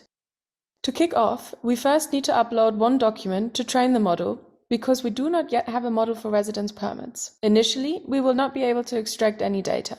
We need to guide the machine to build the model. You can see the document on the left-hand side and the fields that have been defined earlier on the right-hand side. The relevant fields on the document can be annotated by highlighting them in the document image. And that was all the annotation work that needed to be done in order to train the model. The model training will take about 1.5 to 2 minutes. During this time, the neural network weights are being recalculated to make sure that we can process similar documents. Please note that this training is not a training from scratch. Our models have already seen millions of documents, and we use that prior knowledge using transfer learning to build new accurate document models. I can see that the training is completed now. I will upload another document, and this time the model will make predictions and it will convert the image to machine-readable format. Here we can see that the OCR is being completed, and after that extraction is being completed. You can now see the second document that has been uploaded. As you can see, we can correctly extract all the details from this document, even though it looks significantly different than the document that we annotated before. This is because the model can generalize from a single example. This was a short demo with a simple document. We have pre-trained models for highly variable documents like orders, invoices, payment reminders. By annotating a few examples, users can train models for highly variable documents like medical records, rate sheets, and so on. Hypatos Studio is the no-code document automation platform for enterprises. Thank you, Hypatos. And if you'd like to connect with them, please click yes and let us know. Up next, we have betterdata. So betterdata turns data liabilities into assets with structured synthetic data. Take it away. Data is widely regarded as an asset that has great value beyond its current use. But this is often not true. Real data is not the new oil, nor is it the invaluable asset you believe it to be. Why not? Let us find out. Real data, it is broken. First, it is limited because there is only one historical reference for each data feature that is collected. Second, real data may be biased, which results in different regions or genders being under or overrepresented. Next, data privacy risks keep data locked away in silos. Finally, real data is expensive as it cannot be stored indefinitely because of data regulations. At betterdata, we have built a unified data platform to address these very issues. We use a conditional generation method to learn the structure and underlying correlations of the real data to manipulate data distributions and generate synthetic data without any loss in utility and compromise on privacy. Our unique technology uses generative adversarial networks, or GANs, with differential privacy. GANs are based on deep learning models with a generator and discriminator network architecture, whereas differential privacy provides proven privacy guarantees. We also support a wide array of data enhancement features to address any and all problems of real data, for example, filling in missing values in data sets. For quality assurance, we provide reporting based on data utility, fairness, and privacy metrics. As a result, our platform offers full control over the data generation process. This allows us to generate multiple historical references and simulations that do not even exist in the real data. We are also able to detect data bias and completely remove them. Next, our synthetic data is 100% compliant with privacy regulations worldwide. Lastly, synthetic data, it's cheap because different data sets can be generated from a single real reference.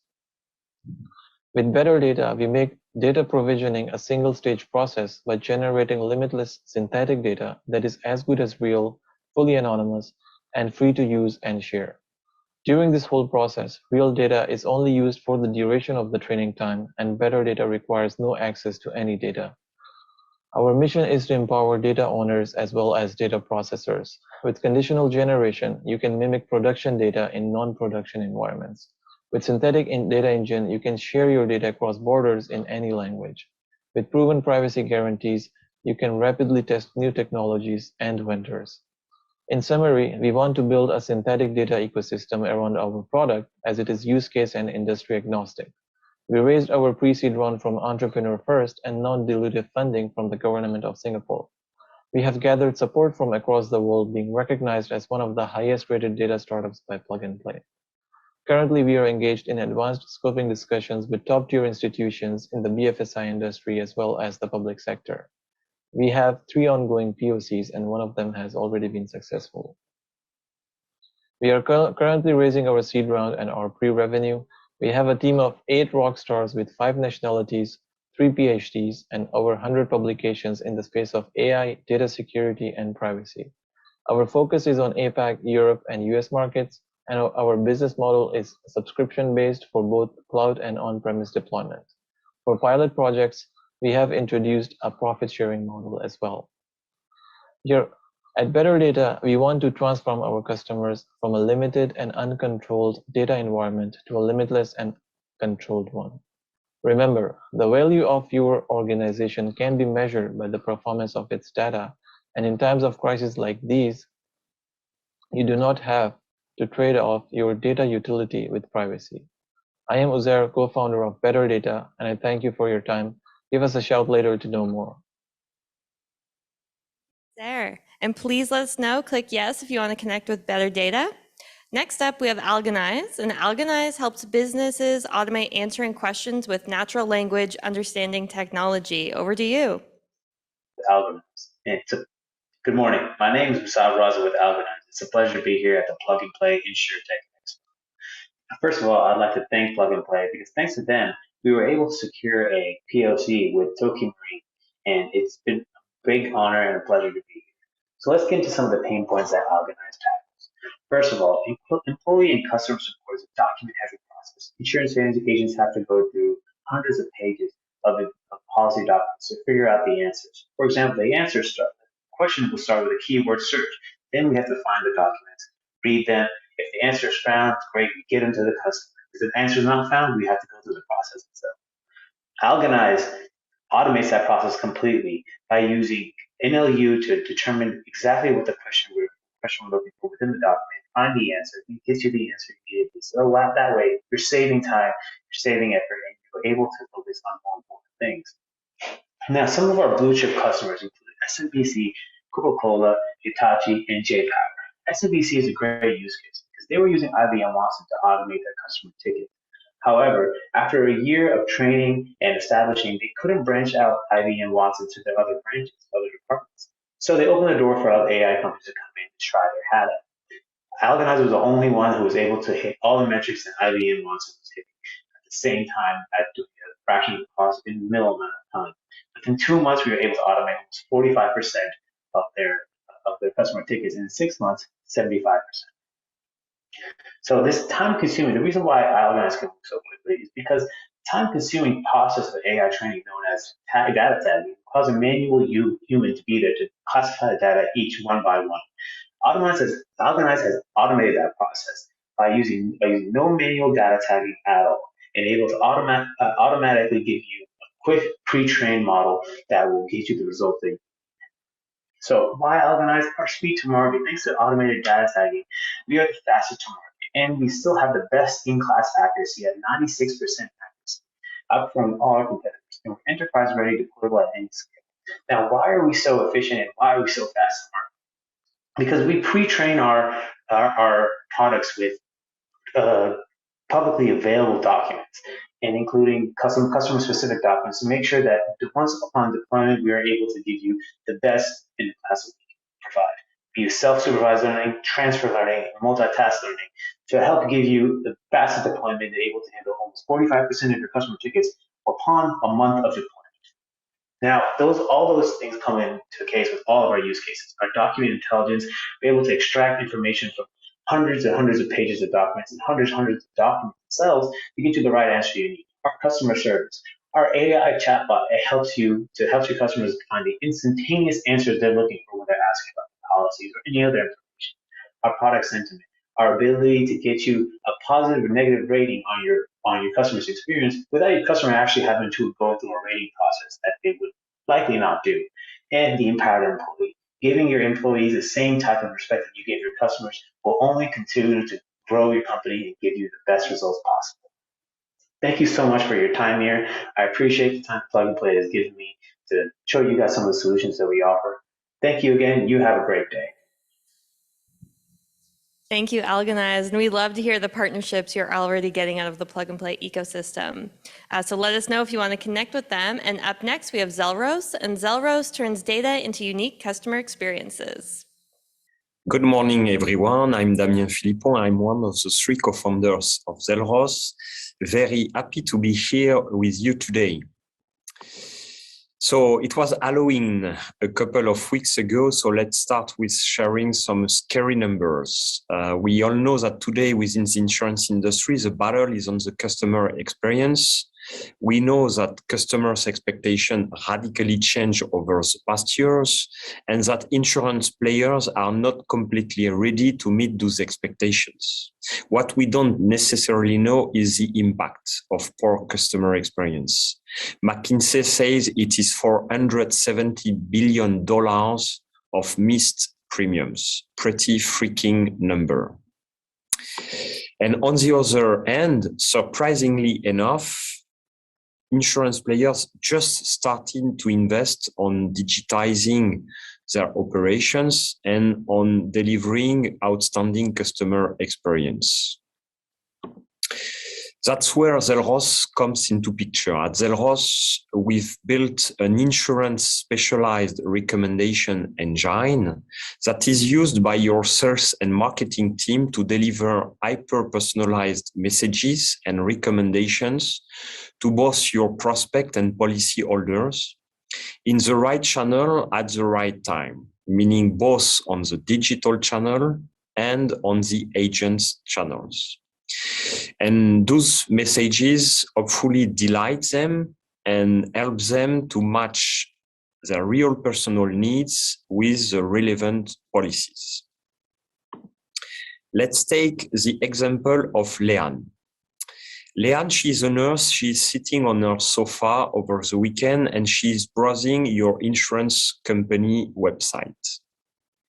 She's looking for information, and what is important for her is to understand what she buys and why she buys it. Thanks to Zelros' personalized advices, she will get comfortable to get called back by an agent. Let's take now Thomas. Thomas is an agent. As an agent, he has to prioritize his time while being extremely relevant when he will be calling back Leanne.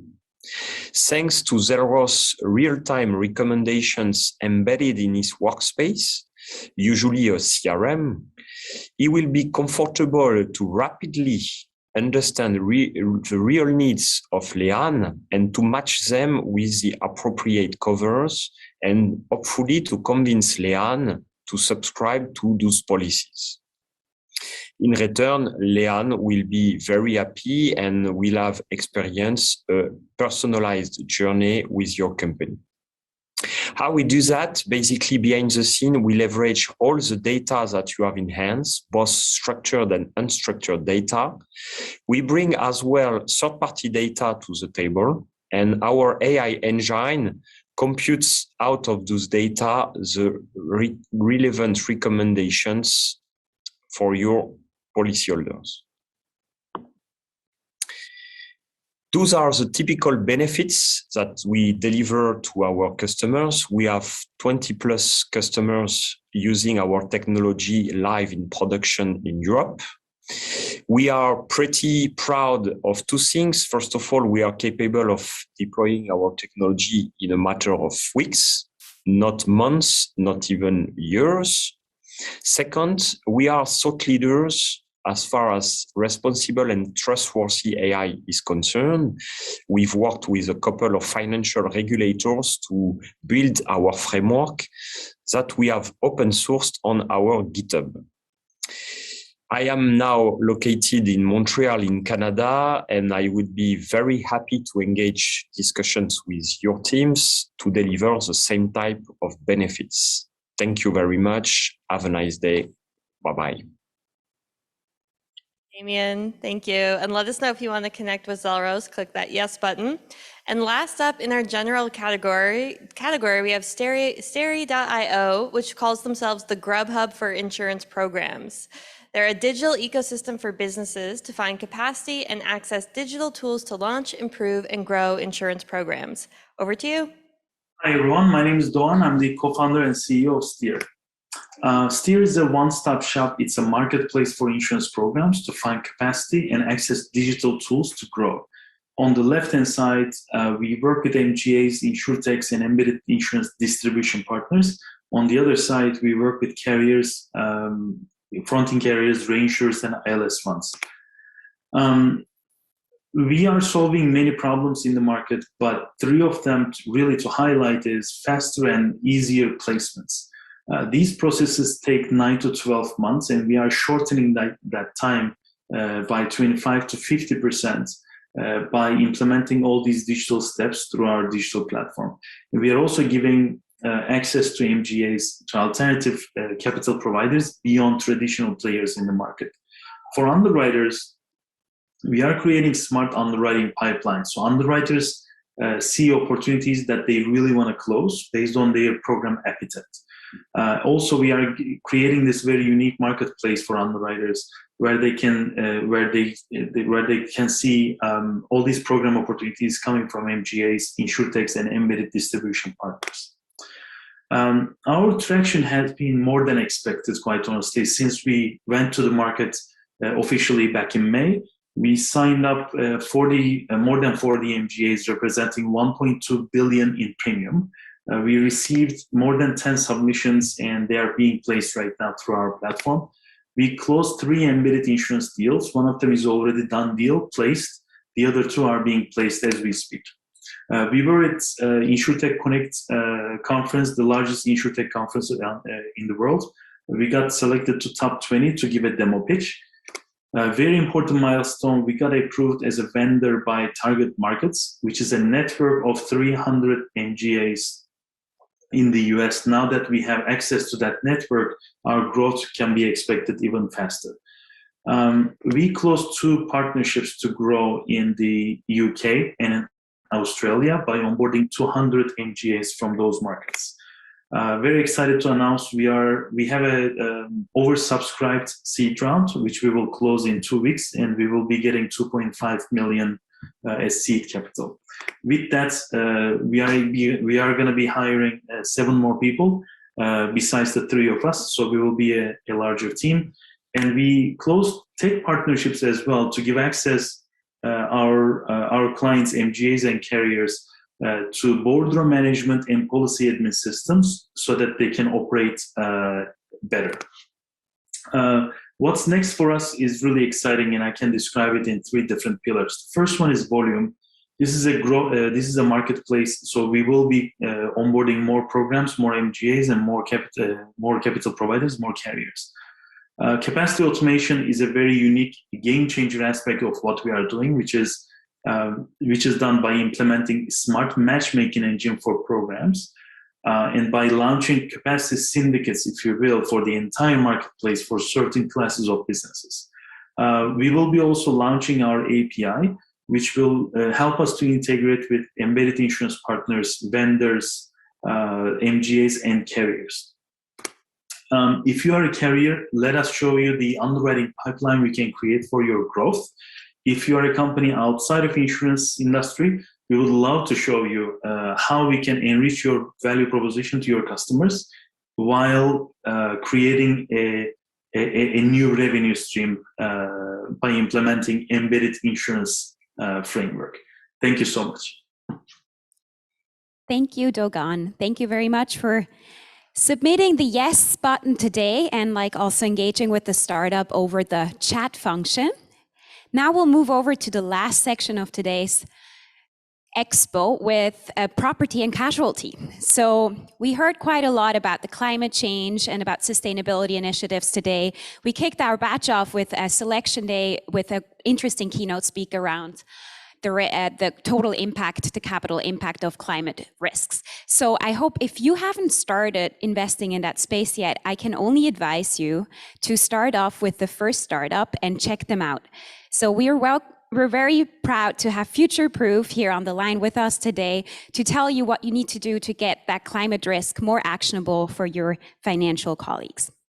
I'm Alex Gelber from FutureProof. Scientists believe the frequency and severity of climate disasters is increasing due to climate change. At FutureProof, we believe insurers need better technology based on modern methods to manage climate-related financial risk. Right now, weak price signals on climate lead to higher loss ratios and systemic risk, and we believe insurers need to identify strategies that sustain and grow market share despite climate change. FutureProof's unique solution to these issues is to build our IP using cutting-edge artificial intelligence or AI techniques applied to millions of residential and commercial insurance claims at the claim level.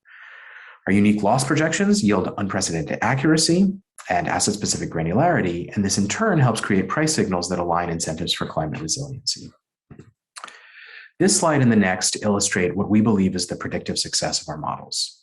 This slide focuses on hurricane wind losses, and in the right-hand panel, you can see FutureProof's model for hurricane wind losses, and in the left-hand panel, you can see a standard model for hurricane wind losses. On the y-axis of these graphs, you can see the predictions of the models, and on the x-axis, you can see the actual losses sustained in the claims data that we have access to. So if the models were hypothetically perfect, the dots, which represent the data, would lie exactly along the 45-degree line, which traces out the set of points for which actual and predicted loss are exactly equal. And in fact, what we see is that the standard model does relatively poorly. In other words, the dots lie relatively far from the 45-degree line, whereas the FutureProof model does relatively well. In other words, the dots closely hug the 45-degree line. This slide focuses on hurricane wind losses, and this next slide focuses on flood losses, for which again, we see that the FutureProof model does relatively well with the dots following the 45-degree line broadly, and the standard model does relatively poorly. In both of these cases, both for hurricane wind losses and for flood losses, we're showing FutureProof's out-of-sample results. In other words, first we train the model on a certain set of data, and then for these slides, we test the model on a different set of data that we haven't touched in training the model. That in turn translates to projections of losses that have unprecedented accuracy and granularity. So for example, looking at two neighboring properties in Miami, one has twice the average flood loss ratio as the other, which relates primarily to the fact that one property is slightly closer to the coast, and it has a slightly lower first floor elevation, which leaves it open to flood losses to a greater extent. We're applying these projections in the context of an algorithmic underwriting MGA with real-time portfolio optimization that controls risk based on FutureProof's unique artificial intelligence-based loss projections. We partner with reinsurers, carriers, wholesale brokers, aggregators, and other MGAs to offer policies based on our underwriting. And our API and risk management dashboard use novel optimization techniques to manage a portfolio of exposures. Our value proposition addresses key market pain points. Our improved underwriting makes accurately priced coverage more widely available and reduces loss ratios. Our API for digital capacity management greatly reduces the expense and frictions of manual underwriting. We feature real-time portfolio optimization, and our AI modeling uniquely covers loss adjustment expenses and assignment of benefits, which are huge issues in certain portions of the insurance market. We believe now is the time for our solution. There's a huge need right now to deploy capacity in flood and hurricane wind with climate change increasing market dislocation. For flood specifically, we see large demand right now for flood offerings from current property writers, and for wind specifically, capacity is currently volatile. Moreover, we see significant demand for bundled flood and wind exposures to minimize claims leakage. Our vision more broadly is that climate-smart products will be the future of insurance, and that granular pricing of site-level and building resiliency measures We'll create incentives for building owners to invest in resiliency. Please contact us at info@futureproof.am, and we'd be delighted to talk with anyone about our offerings. Thank you very much for the opportunity to present. Thank you very much, FutureProof. And everyone who's on the line, click that yes button, please now, and start your climate activities right away. Perfect. So we have the next startup on the line. And if you happen to be in the Valley at some point, I can only invite you to meet them in person because they happen to be in our building. And they're always thrilled to meet and engage with the people that are around here. So Gigaforce is a provider of a software as a service-based claims platform, expediting subrogation, recovery, and salvage processing for insurance. With that, Gigaforce, please take it away. Hello, my name is Kevin May. I'm the Chief Strategy Officer of Gigaforce, where we're connecting the insurance partner ecosystem. The concept of subrogation can be traced back to the early Roman Empire, is based in English common law, and can be seen in the earliest parts of our country. It's important for a number of reasons, but primarily those companies that are able to maximize their recoveries at the lowest possible expense are able to offer competitive premiums to their policyholders. However, just as the concept of subrogation has been around for centuries, so has the workflows and the antiquated processes across a very complex and disconnected ecosystem. That ecosystem is dealing with multiple parties that moves data and documents and even money to each other throughout a very manual process today. Those workflows are inefficient and clunky. The recovery performance is not maximized. The data is not connected, and there are limited payment options. What we are doing is solving for all those problems through automation, through robotics, through machine learning, and ultimately providing the carrier the opportunity to be even more competitive in the industry.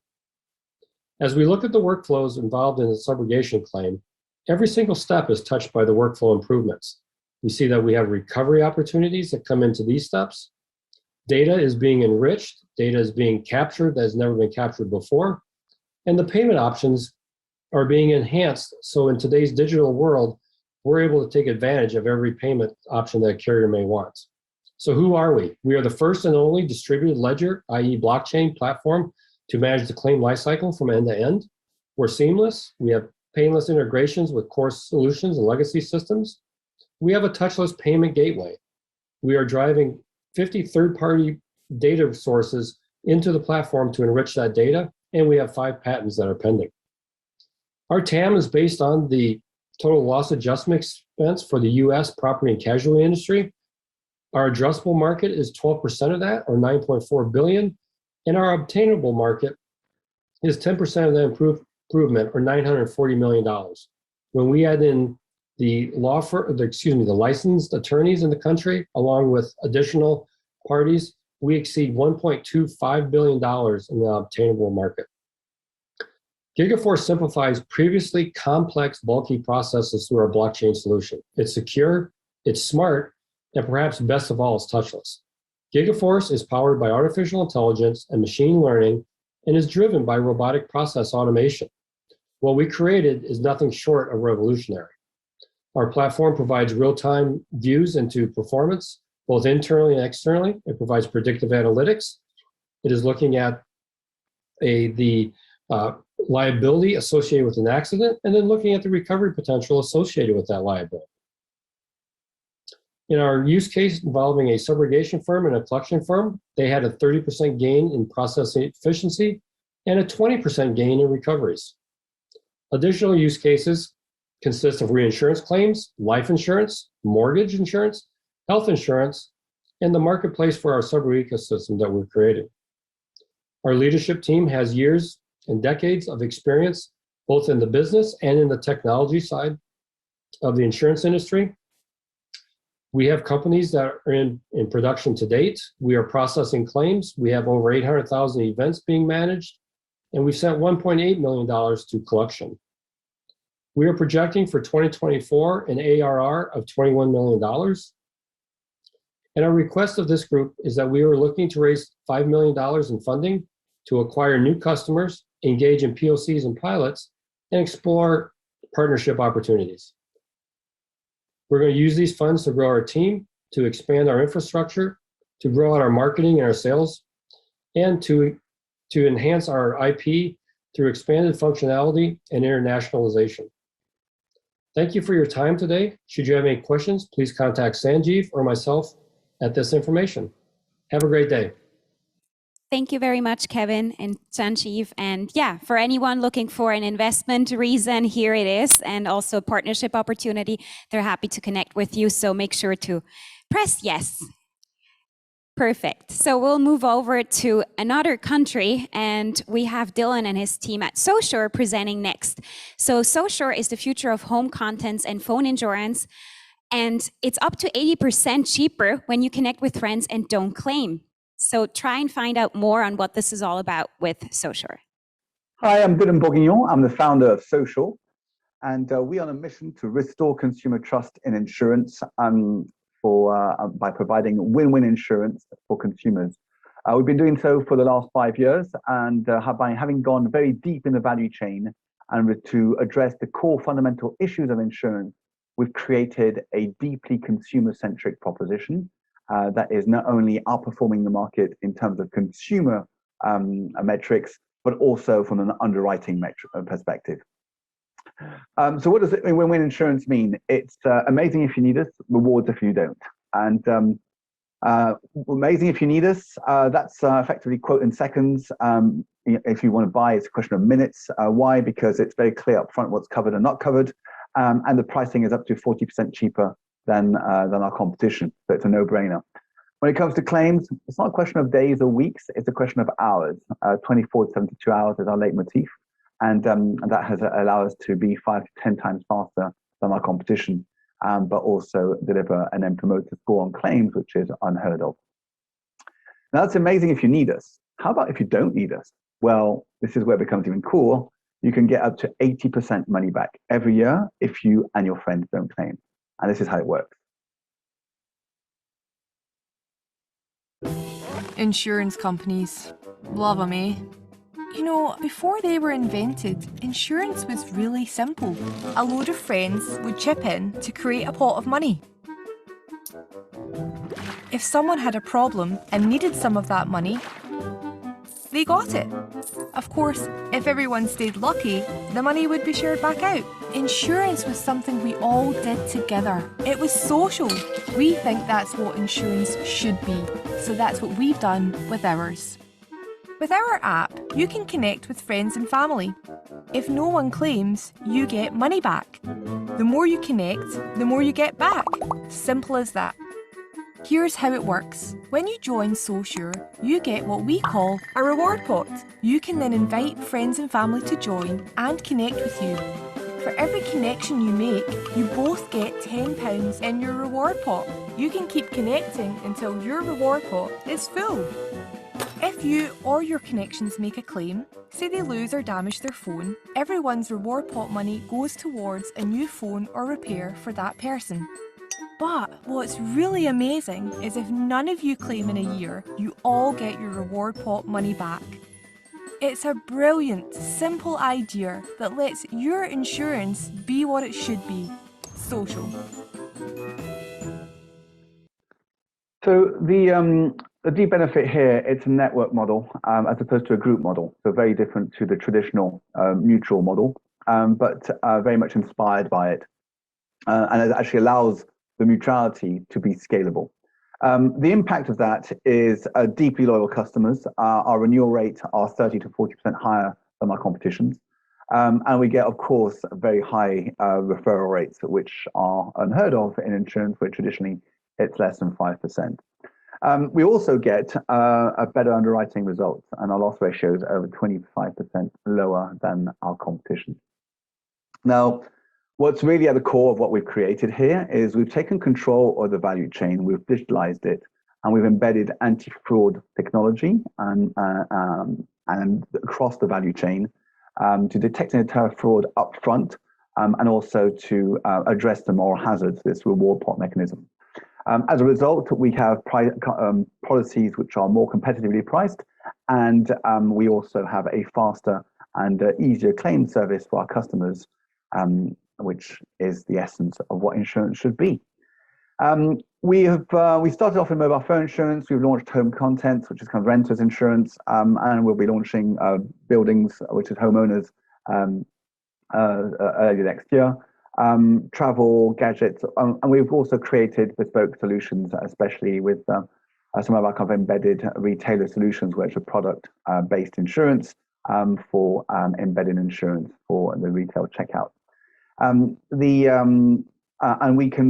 we work in lots of different ways. We can sell it through any channel, whether it's kind of a direct-to-consumer, whether it's embedded through a checkout of a retailer, whether it's part of a packaged account, or whether it's insurance as a service. And I'll come on to that a bit more detail a bit later.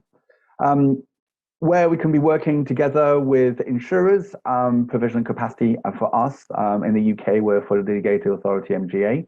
And we are looking at launching new lines. So always keen to have conversations around capacity, but also we're looking to work with partners in Europe and Asia, and also North America and America, with regards to collaboration opportunities on balance sheet with distribution. And that also fits very well with the insurance as a service model, because our platform has been built for us to be kind of very flexible, to be able to launch new lines within a couple of weeks. But that allows us also to work with a distributor and an insurer who want to work together but don't have the ability to deliver something really special for consumers. And they can do so with our win-win insurance. And that can be done whether it's embedded, packaged, or banque assurance models. And what's in it for the distributor or the insurer? Well, as us being part of the equation allows the distributor to have a very differentiated proposition for their customers compared to any of their other competitors.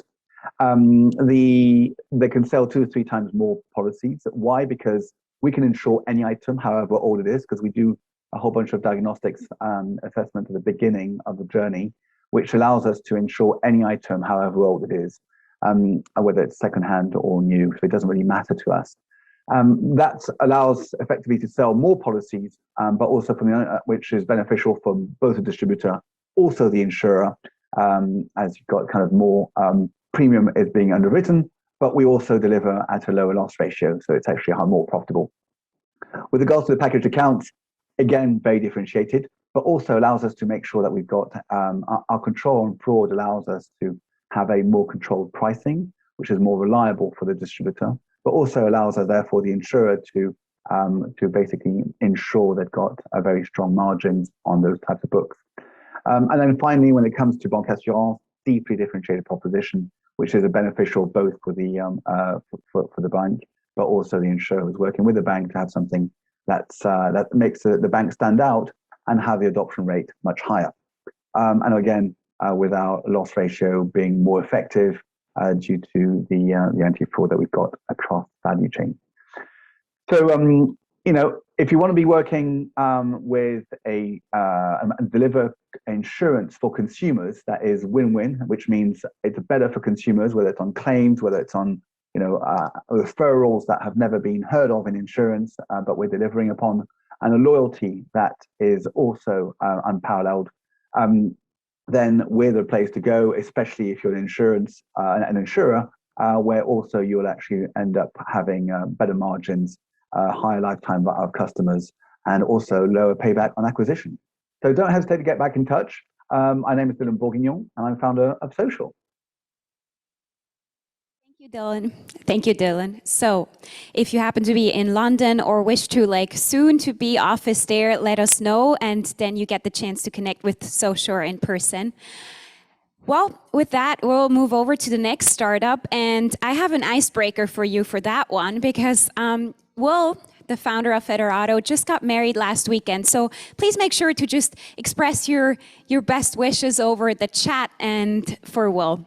So before we move on, Federato offers a risk operation solutions that uses a collaborative real-time approach to coordinate risk selection and proactively safeguard P&C carriers and MGA's portfolio. So give it a virtual applause and make sure to congratulate. Hi, everyone. Thanks for joining. We're Federato, and we're working to build intelligence for a new era of risk. It's pretty obvious that we're living in a world of more and more investment in data sources and new approaches to modeling and insurance. But what we've learned as data scientists very early on is that while insurance companies are making these investments, it's not at all clear that they're capturing the value of them. Our solution, the Federato Risk Ops underwriting platform, is elevating the underwriting workflow to take full advantage of your data, to drive better portfolio management, better audit and compliance, and more underwriting efficiency. My name is Will Ross, and I'm a data scientist with over 10 years of industry experience and a background in climate and atmospheric modeling. My co-founder, William, and I both bring extensive research backgrounds in the field of reinforcement learning to bear through Federato's offerings. And our incredible team has shipped more than $100 million in AI product revenue and brings over 50 years of industry experience to make sure carriers can achieve that goal of operationalizing their insights. So let's talk about that for a second. What do I mean when I say operationalizing your insights? I'll tell you a story of the first carrier we ever worked with. They were a monoline property carrier, and their entire business was predicated on a CAT model effectively. And so we came in, despite the fact that an experienced leadership team and a great strategy, when we looked at what they had actually achieved and written as a business versus their CAT models, what we saw was a more than 3x deviation between plan and reality. In other words, a simple case of adverse selection and caused a massive issue for the book.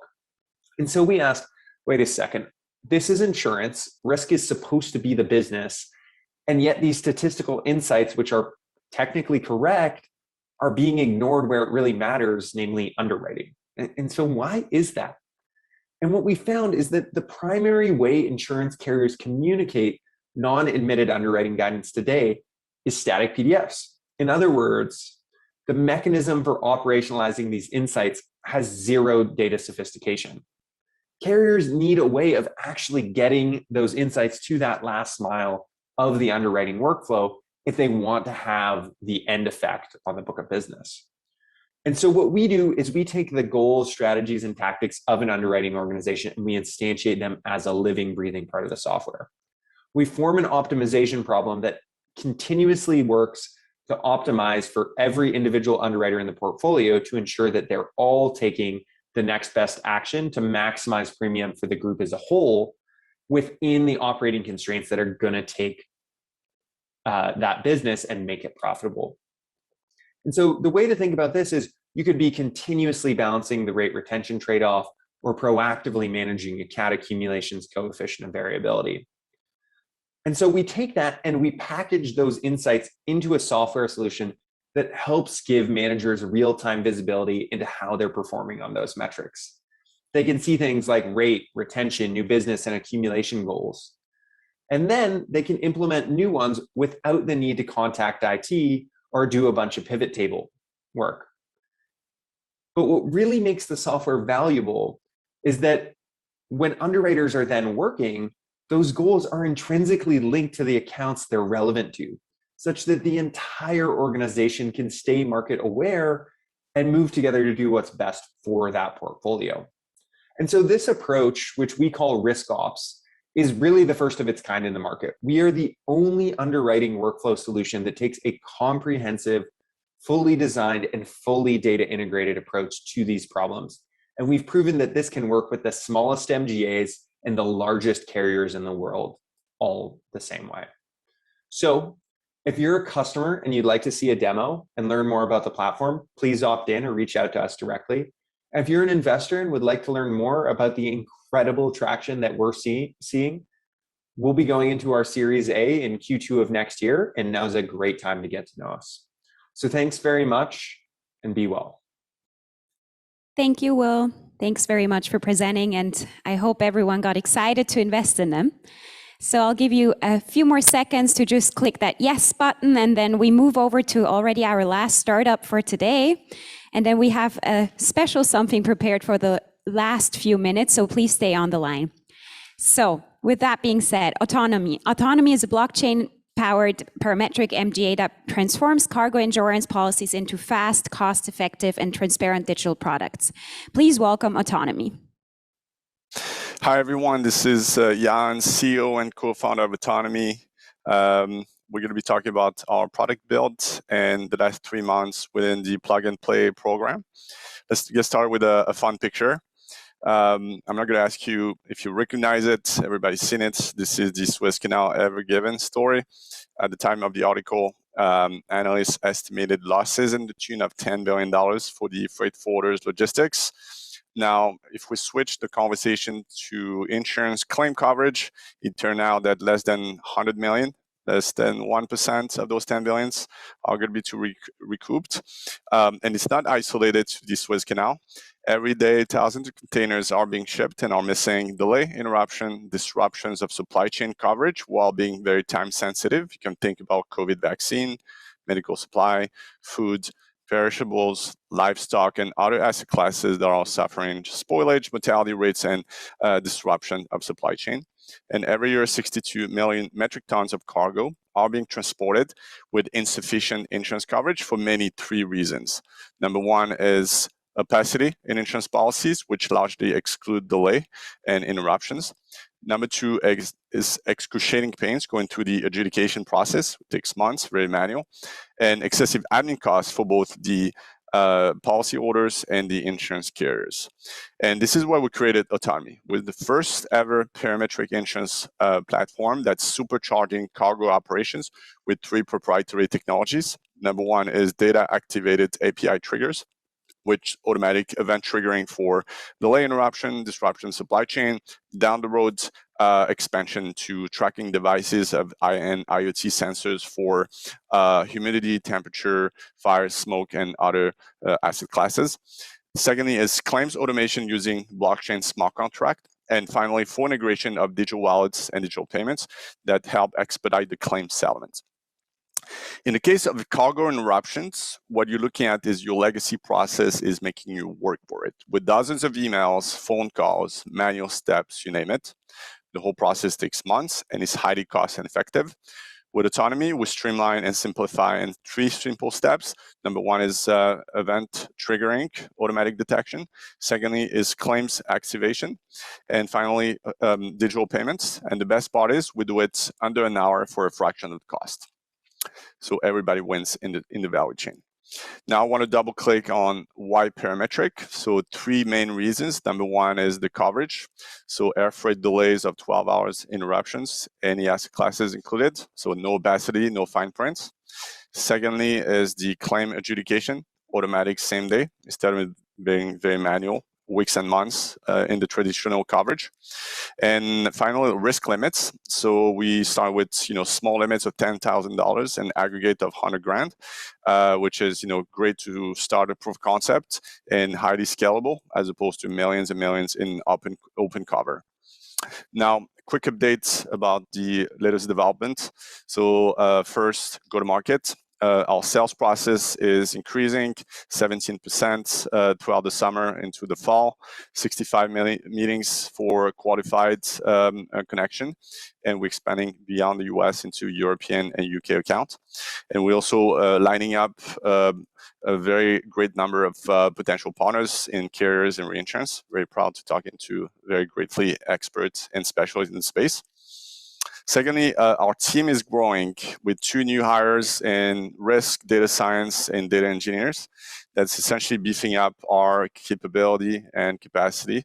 40 years experience in data engineering, machine learning, and risk management in the team that unleash a great algorithmic underwriting model and also great advanced risk management. Finally, product.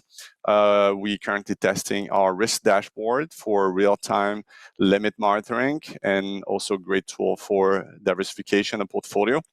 And finally, we also announced the first ever US cargo delay index that's based on parametric policies and essentially help track the cargo delay market and have a great grasp on what's going on.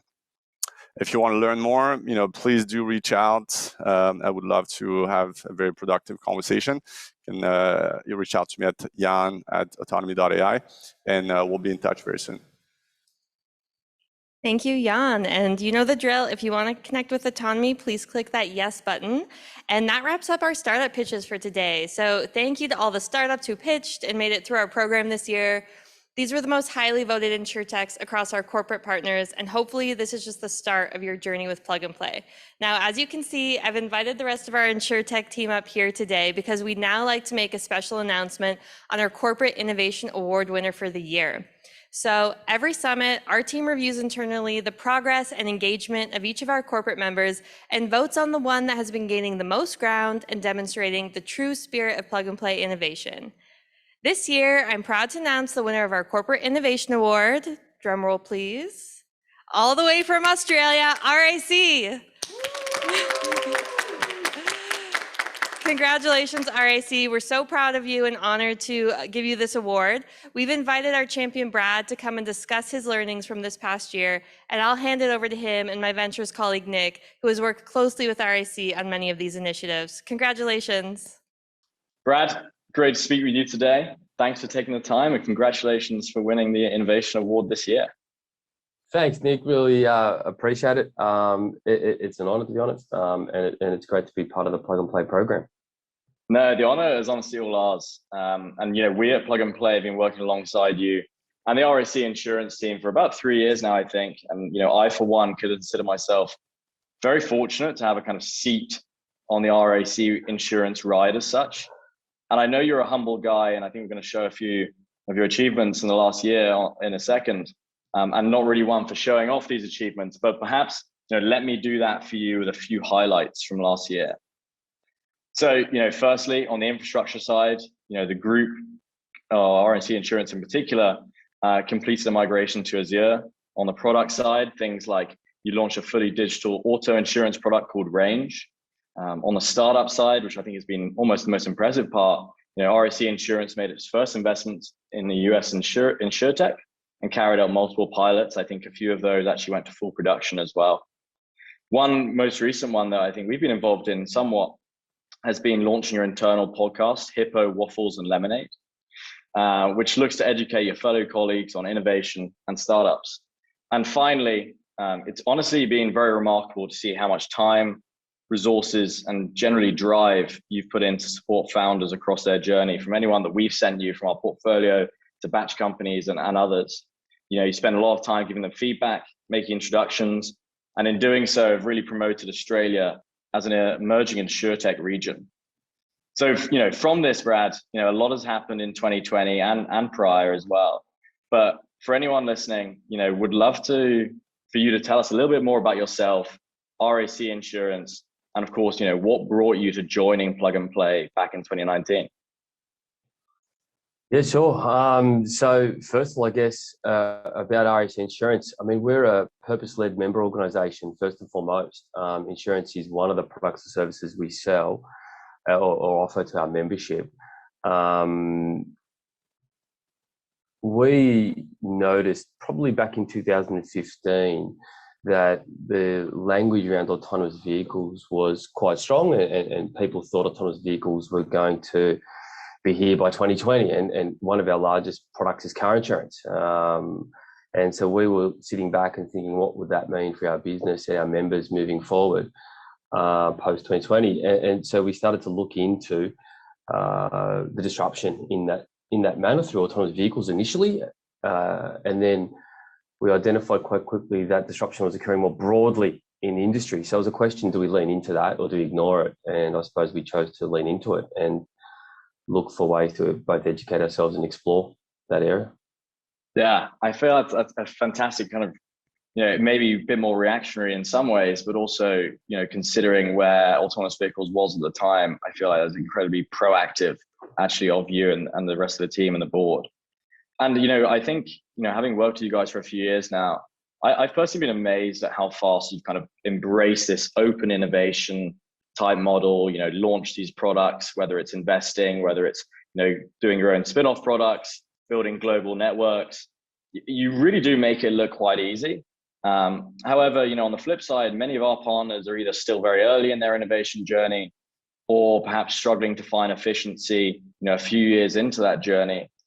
Do you have any piece of advice that you would give to, those on the innovation side joining today, or essentially how to run and establish those programs? Look, it's a lot of grunt. It's a lot of hard work, fundamentally. I come from an operations background, so my whole background is generally claims operations, claims management. But I started right at the beginning in a claims service center, literally parking cars and sweeping floors and the like. The background I had in operations probably served me well moving into an innovation type role, because I had the insights that what our members would go through, what our staff are going through, and obviously some idea of things we could do differently. So I do think it's really important that you have either people in your team with an operational knowledge and capability, or you find some sponsors in the operation that can help you develop what you need to do to help your business improve. The other thing I'd say is also define your boundaries, because without a defined boundary, it can be an endless journey of what you look at. For us, we defined 4 key boundaries that we'd play in, and that probably helped focus the team. Out of curiosity, how did you go around defining those 4 boundaries? As you said, there must be so many. I know that your RAC Insurance, as well as the larger group, has so many other parts of their business that you guys could have gone down. Yeah, we developed our own trend radar. We call it trend radar. It's an internal document that we develop and we keep updating biannually, but monitor it daily. And so from that, it sort of led us to areas we thought we should be spending more time. The 4 key areas we focus on, like as an organisation in my team now, we focus on investment, new business models, operational opportunities, and research. It's probably flip it around the other way. We start with the research. You then look at where you want to take it next. Should it move into investment, or should it move into new business models that we should produce ourselves, such as range, or is it technology that we should be introducing to the operation to help improve the services we provide the membership? Okay, no, super interesting. I appreciate the insight on, I think, building the right sort of team as well. It seems that you, over time, have brought on kind of different types of skill sets, different types of backgrounds. I know you've hired people from startups, for instance. You've also hired from internally as well. It seems like that's kind of part of the magic of bringing that team together. Yeah, have to have diversity of thought. Absolutely, don't hire people like yourself. Hire people that help you be better as well. My view is have everyone in the team different. It's a bit like a band. If everyone plays a different instrument, but the music comes together and creates a good song, I think that's where the magic can happen within the team environment. So definitely in my team, everyone is very different, but we do get together well, and hopefully we produce good outcomes.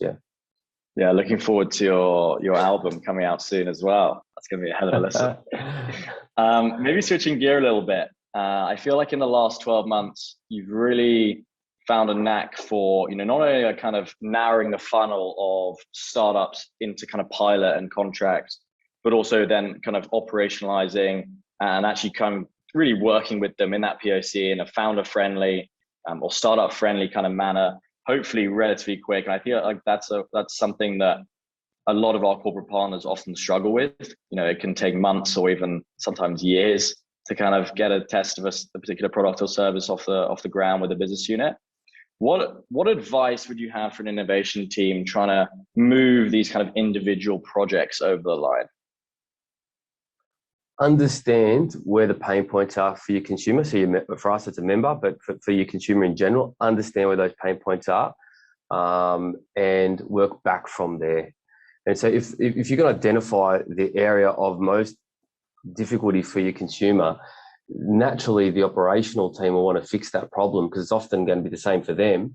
And then hopefully you can help them down the path of, introducing them to the technology or ways of working, which could improve the performance of whatever that thing is.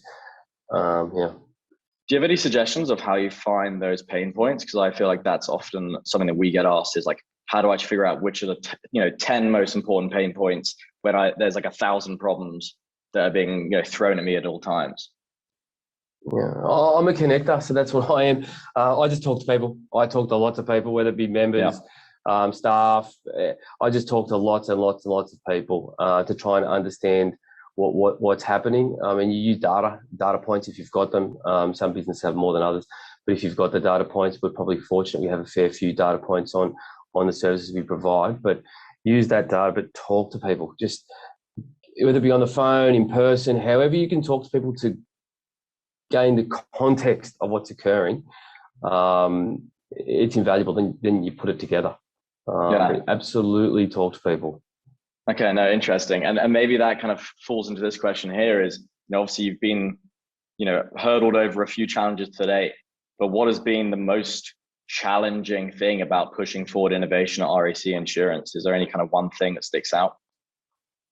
So I'm hyperactive. I want to move very fast. I'm impatient. It's just capacity, right? I mean, it's capacity is the hardest thing. We're a large business like many out there today, and we're doing lots of great stuff all at the same time. And we've got a complete focus at the moment on a member-centered program. And within that, we're trying to digitize the organization, use data to do that and grow. Capacity for change it's high, but people are busy. So how you can help people in their day-to-day whilst making things better or help make things better. It's like what we say about startups, right? It's better to actually solve a problem than like just come along with it like a technology, right? And I feel like it's the same here. Instead of being like, oh, we're bringing innovation in, it's like, actually, let's solve a problem. And the kind of byproduct is, bringing more innovation into the business, allowing them to be a bit more agile and hopefully making them more open to, further suggestions or further products. And it doesn't always need to happen in the operation. So the reason I gave those 4 areas that we focus on is sometimes what you're doing could produce a new business that you could build to the side, because it might make a lot of sense to do that. Or sometimes it's just an investment because you want to learn more about that area, and you can learn more around being an investor rather than actually implementing. It's not a one size fits all. It's horses for courses. So make sure you don't overburden the operation when there's there's alternatives. Okay, no, that's actually a really, really interesting perspective. I appreciate that. And I know we're coming up on time, so maybe just one final question. What's next for RAC Insurance? What's the vision? What is capacity you're going towards? So in terms of total organizational vision, we're focused on safe, sustainable, and connected. In terms of sustainability, I think I'm very passionate at the moment around technology that can help us deal with climate change. And being part of the insurance business here, climate change is impacting the insurance industry both in Australia and Western Australia and around the world. In terms of safe, one of our focuses is how we constantly advocate and assist road safety here in Western Australia. And so technology we can help use to improve road safety. We're passionate about that. We've been trialling some technology recently with one of the plug-and-play partners, which has been fantastic. And then more closer to the organisation internals, we're trying to develop and can provide our members with a better digital service. It's something we're very focused on at the moment because it helps us scale, especially when catastrophes occur. And fundamentally, that's who we're here for. We're here to serve the members. Yeah, no, I've always appreciated that kind of like member-centric approach you've had, that I feel like everyone talks about this kind of like focus on the customer, but I feel like you guys really do operate upon that basis first. Yeah, we're a member organisation. That's how we started 116 years ago. We've got 1.2 million members. We're very proud of them, and we're very proud to serve them. And yeah, we want to be here for another 116 years. So hence why we're involved in programs such as Plug and Play. And to be honest, if it wasn't for people from Plug and Play like yourself, Nick, or at the very beginning it was Hutch and Trisha, we wouldn't have got to anywhere near we have today in terms of our development. So we thank Plug and Play a lot for their help. And you, Nick, you're always on the phone with me, whether it be funny times at night. I ring you at 10 o'clock at night because it's whatever time it is here in Perth. Yeah, I really appreciate it. So yeah, it's a good time. No, yeah, likewise, it's a pleasure.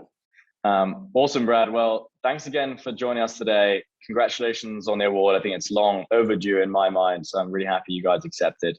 And I think everyone here will be watching out for what's next for RAC. Yeah, appreciate it. And please jump on the social media channels we've got for Hippos, Waffles and Lemonade. There's a Twitter channel and an Instagram channel. So please jump on. Thanks, awesome. Nick. We'll share it. Thanks, buddy. Brad. See you later. See you, bye. Thanks. Bye. All right, thank you, Nick, and congrats again to Brad and the entire RAC team.